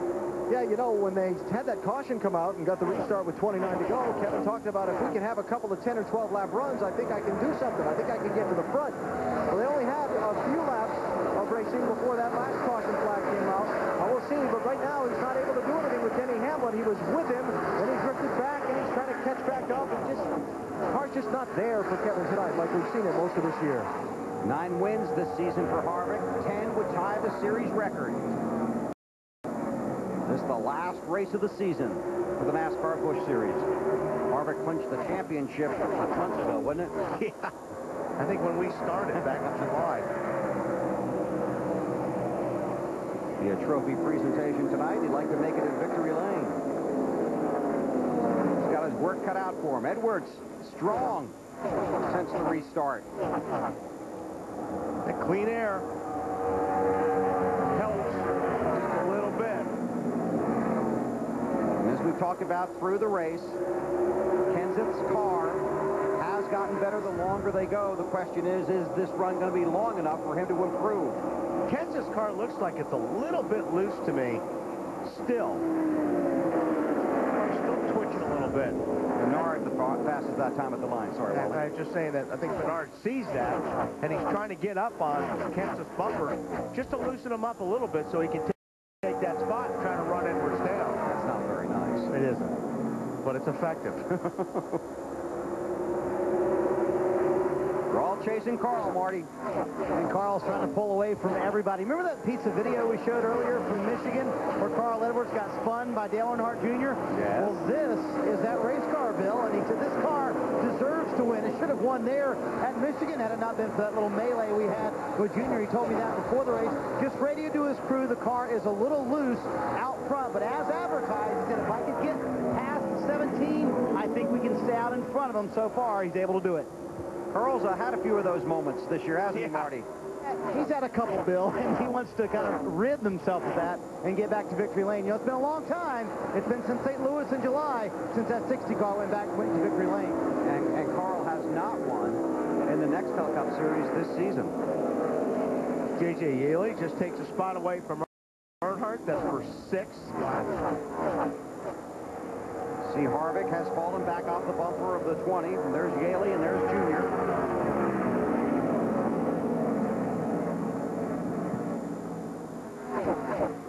Looks like Matt's starting to close in a little.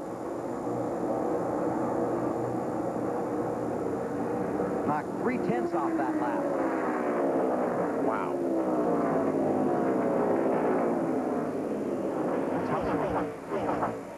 But catching and passing, okay? Two different things. 12 and a half laps to work on him. Well, let's see now. Matt's going to try it down on the bottom, see what he's got down there. I thought maybe it'd be tough for Matt because he's got to run that high line. That's where he's been really, really strong. I think he went down there to give it a shot. Oh, I don't know if I would have done that. I don't know if I'd lead Matt that high groove right now. I would either. They might have just told him that on the radio. Edwards going to try and block, but Matt's already there. Kenseth for the lead. Edwards has got to stay on the high side. He doesn't want 17 car to come across his nose, and that's going to be it. The race will be over. So he's got to fight hard on that high side. Boy, nice job. Held him off. 11 to go. Menard watches for third. Single file. Except for that guy on the left for the quarter panel. Here comes Matt again. Down the backstretch, headed for 3. Oh, Carl's got to stay there, and he gave it, you know, I mean, he didn't give it to him, but yeah, he saw Matt coming. That's all Matt needed, and I think it's bye-bye time now. Carl's banging the steering wheel right now. Shouldn't have lifted.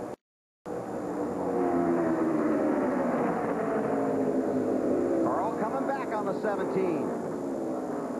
And Menard and Hamlin want to join this battle. 10 to go.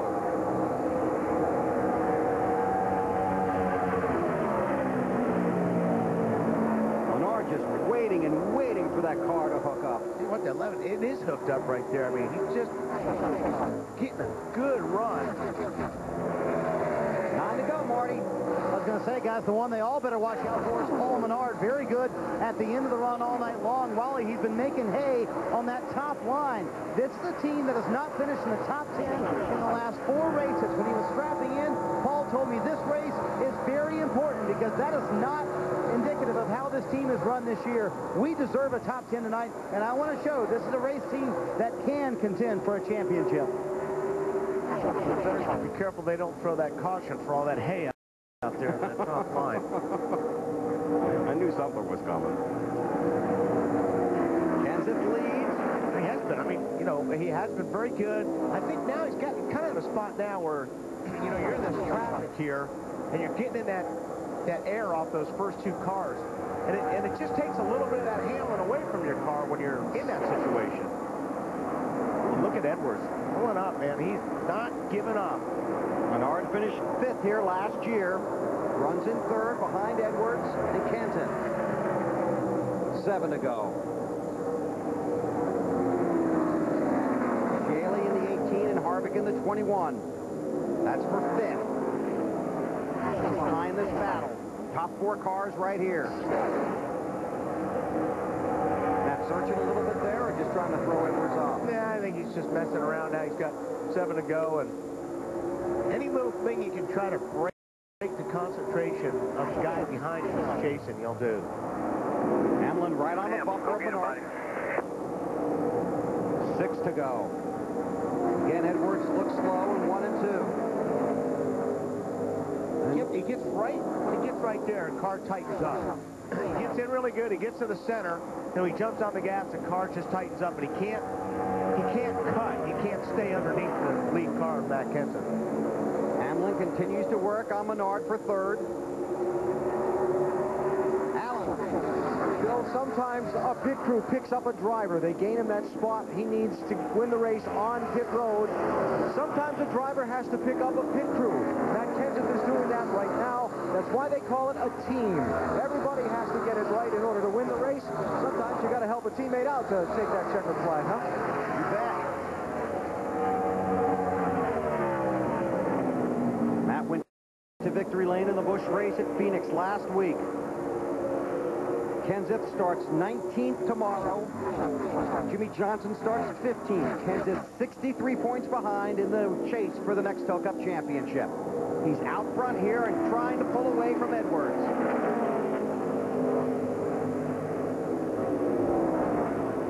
See, Hamlin trying to work that bottom. And he makes some ground up on Paul Menard.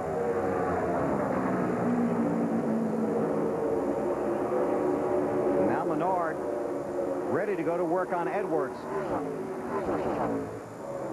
3 to go now. Left, 3.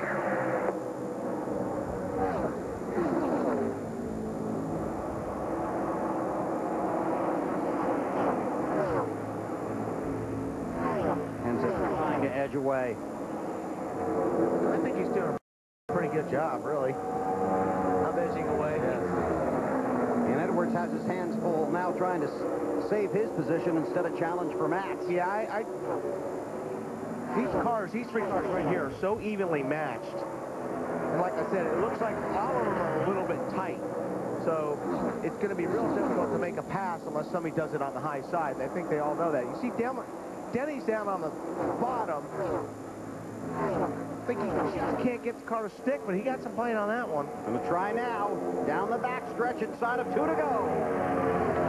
This is for third.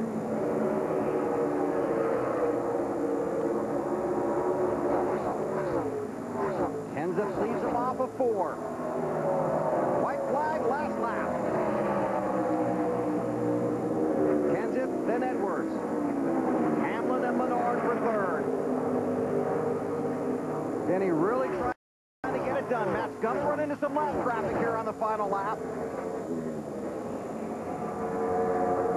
Down the back, we got somebody spinning off the 4. Caution is out. Caution is out. Caution, caution. Front straight here. Jay Sauter, the 01 car. Bring her home. That will be the checker. Yes, it will. Checkered flag is out. Good job. Thanks, man. You got... And Matt Kenseth has won at Homestead.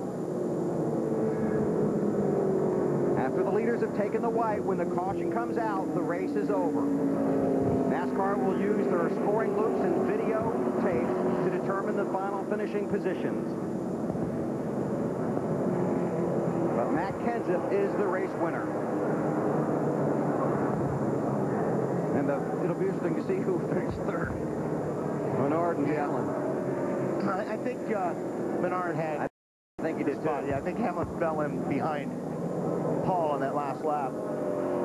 Congratulatory tap from Dale Earnhardt Jr. So Matt Kenseth came on the pit road. His front tire changer had an issue. They gave up the top spot. Matt got it back. He's headed to victory lane. We're headed to Allen. Jimmy Fennig, the winning crew chief, 2 in a row, Jimmy. Sometimes the driver has to pick up a team. Sometimes the team has to pick up the driver. You kind of had to have a little bit of that tonight. Yeah, I'll tell you one thing. Matt picked up this team.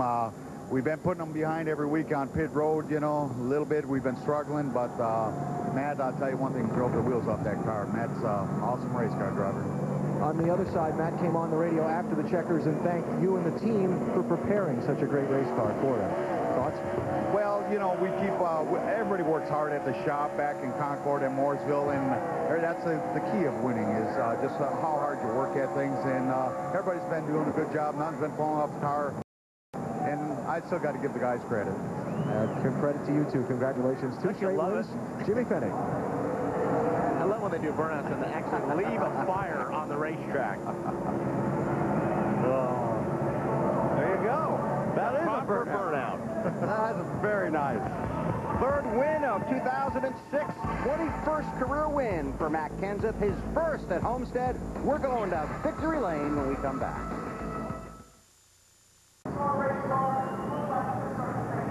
Ford 300 has just ended at the Homestead Miami Speedway in South Florida. Matt Kenseth, the race winner. He's in victory lane, and so is Marty Snyder. And Mr. Kenseth ends the 2006 Busch Series season in style. The 25th anniversary for the Busch Series with a second straight win and win number 3 of 2006. I thought the shower was coming there, Matt. Let's talk about that last pit stop. Do you think the race was over at that point? Well, yeah, just because, you know, we're set up so good for a long run, and we weren't too good for 20 laps or so. Them guys could all outrun me. So I thought we were in trouble, but Jimmy made some good adjustments with the fuel and some other things to get it tight enough for a short run. You and your buddy Carl Edwards started the race off by taking some shots at each other, calling himself the best driver out here, and you had a terrific battle there at the end. Were you worried at all? Because he was trying to take away your line for a while. Yeah, I mean, Carl's a great driver, and I really enjoyed racing with him a lot. We were just giving each other a hard time before the race, but he gave me a little extra room. I kind of slid up in front of him there a little bit, but we were wasting a lot of time, and I seen 11 was coming, and I had to get it done pretty soon. So sure was a pleasure to drive these cars. It's all about Ford Championship weekend. Proud to be driving a Ford Fusion, and thanks to Pennzoil and everybody for their help. And it is all about the championship for you, the Nextel Cup Championship possibly tomorrow. How will tonight help you tomorrow? Oh, man, I learned some stuff. Jimmy's in big trouble. No, I don't know. You get a lot of ground there. Yeah, I don't know. I mean, it's a lot of fun to run. You know, you learn a little bit about the racetrack and the lines and what the tires are going to do and setups and that type of thing. So I kind of know what our car needs to feel like to be good in the long run. So it was a lot of fun. I think the most impressive part about the win was the burnout. Do you know you let flames out on the racetrack? Every once in a while you gotta go nuts. So I didn't do one last week, and I figured I'd get a hard time about it. But I usually don't tear it up too bad on Saturdays. I'm a little more old school, like Jeff Burton and Mark Martin don't like to tear up stuff. But that was a pretty exciting race. That was pretty fun. The impressive part was he told his guys, "I'm going to light it up here for a second." He certainly did that. A 10 for the burnout and a 10 for the win on for Matt Kenseth today. Dave? And Marty, with the guy who wished he was doing the burnouts here, Carl Edwards, trying to catch Matt there at the end. Tell us what was going on behind the wheel. That was fun, man. I don't know what to say. I mean, Matt's a great teammate. I have a great sponsor in AmeriQuest and have a great team. We had a lot of fun, man. That's all I could do at the end. I mean, but that's fun. That's a good race, and I'm glad Matt won it. The only thing that'd be better is if he's over there celebrating that Nextel Cup Championship tomorrow. Well, he called you a great driver, by the way, the ongoing thing back and forth here. At what point did you say to yourself, okay, I got to worry about the 11 behind me because he was coming? Right after Matt started pulling away, I started noticing that Paul was getting closer, and my good buddy Denny went up and raced him and slowed him down enough that we got out there and ended up second. But I just got to thank all the fans and everybody for supporting our team this year, and congratulations to Kevin Harvick for his championship. And man, it's fun. It's fun. I'm gonna go watch a meteor shower now. A lot of positives for Carl Edwards in the Busch Series this year. To Matt Yoakum. And Denny Hamlin unofficially finishes the season fourth in the championship standings. You just looked at the points. 16 points is what you needed to jump into the third spot. You would have needed to pass a few more cars tonight, but a good run. Yeah, it looks like we would need to win a race, and you know, we had a car that could do it there at the end. We just you know, track position meant so much, and once Matt got around Carl, you know, he really didn't pull away from us. So it was fun battling those three at the end. That was the most fun I've had in a long time in the Busch Series, and I'm looking forward to next year when I can run just for wins and not have to worry about points. Looking ahead to tomorrow, did you learn anything tonight you can carry over to the Cup program, trying to close in on possibly winning that Nextel Cup Championship? Well, I know we got a great race car for tomorrow. I mean, in my opinion, we have one of the best cars in happy hour, and I think we're going to be back there in traffic for a while, but I think eventually our car is going to come to the front. Great run tonight for Denny Hamlin. Thanks, Matt. Well, this year, Kevin Harvick smoked the competition in the points, and now he is celebrating the 2006 NASCAR Busch Series Championship. The huge burnout on the front stretch. Now he heads for the stage that's been set up along the track.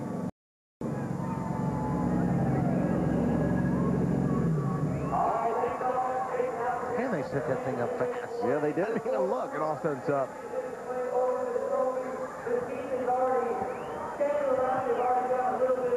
And the presentation in front of the fans here at Homestead. Unofficially, Harvick 6th in tonight's race. 9 wins this season. His second Busch Series championship. Starts 7th tomorrow and still in the hunt for that Nextel Cup championship. Great season for Harvick in the Busch Series. Now he will climb out and celebrate the championship with his team and the fans here at Homestead. He climbs out. Here's Alan. With the champion, Kevin Harvick.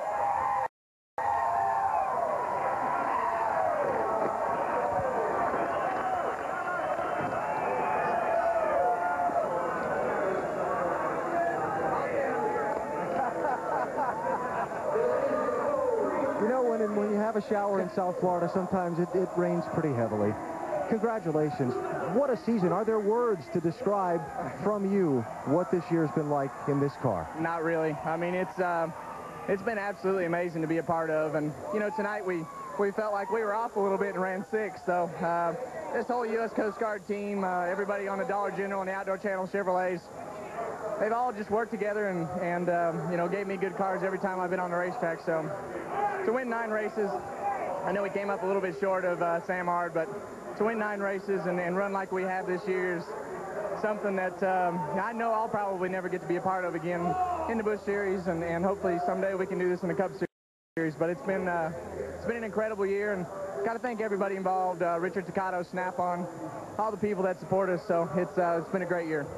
How difficult has it been at times, shuffling back and forth, running both races, jumping on a jet from one place to the other? How difficult has it been from the driver's point of view? Well, you know, to be honest with you, Will Lynn and everybody's done a great job really organizing everything and making sure the travel's done right, and everybody has been through this once before, so to do it all again is something that they acted like it was easy, and I'll be honest with you, it was so organized that it seemed easy. So you know, we've been through it once, and you know, the whole reason we did this year, I just didn't really know where I was going to go with the Cup stuff, and this is such a good place to kind of get away from everything and really just get in a car and race. So everybody asked why. That's why. That's why we did it, because I really didn't know, and Richard didn't know how the performance was going to be. We know we'd changed a lot of things, and knew that you know, my contract was up, and we got through all that mess. But that's the real reason why we did this. People who win multiple championships oftentimes get asked the differences between the two. Your first Busch Series championship was as a series regular back in 2001. Now you've been a Nextel Cup regular for some time. Different feeling with this championship than the first one? Yeah, I mean, they're different. Obviously, 2001 was a year that you know, was very different for all of us at RCR with Dale's passing and everything that happened there on the Cup side. It's like we didn't really have time to enjoy it. So we've enjoyed every minute of everything we've done this year. We've been on the top, we've been on the bottom of things, and you know, when you come back to the top the second time, you really learn to respect things a lot more and you know, appreciate everything that we've been able to do this year. So I think the second time around it seems like it's a lot more we're a lot more aware of how hard it is to get here and how hard things are to come by in this sport. Let you spend a few minutes with your team, and then they've got a trophy they want to give you. Kevin Harvick. Back down here for a trophy presentation shortly, Bill. Thanks, Alan. 32 top 10s and 35 races for Kevin Harvick. Back with more in a moment.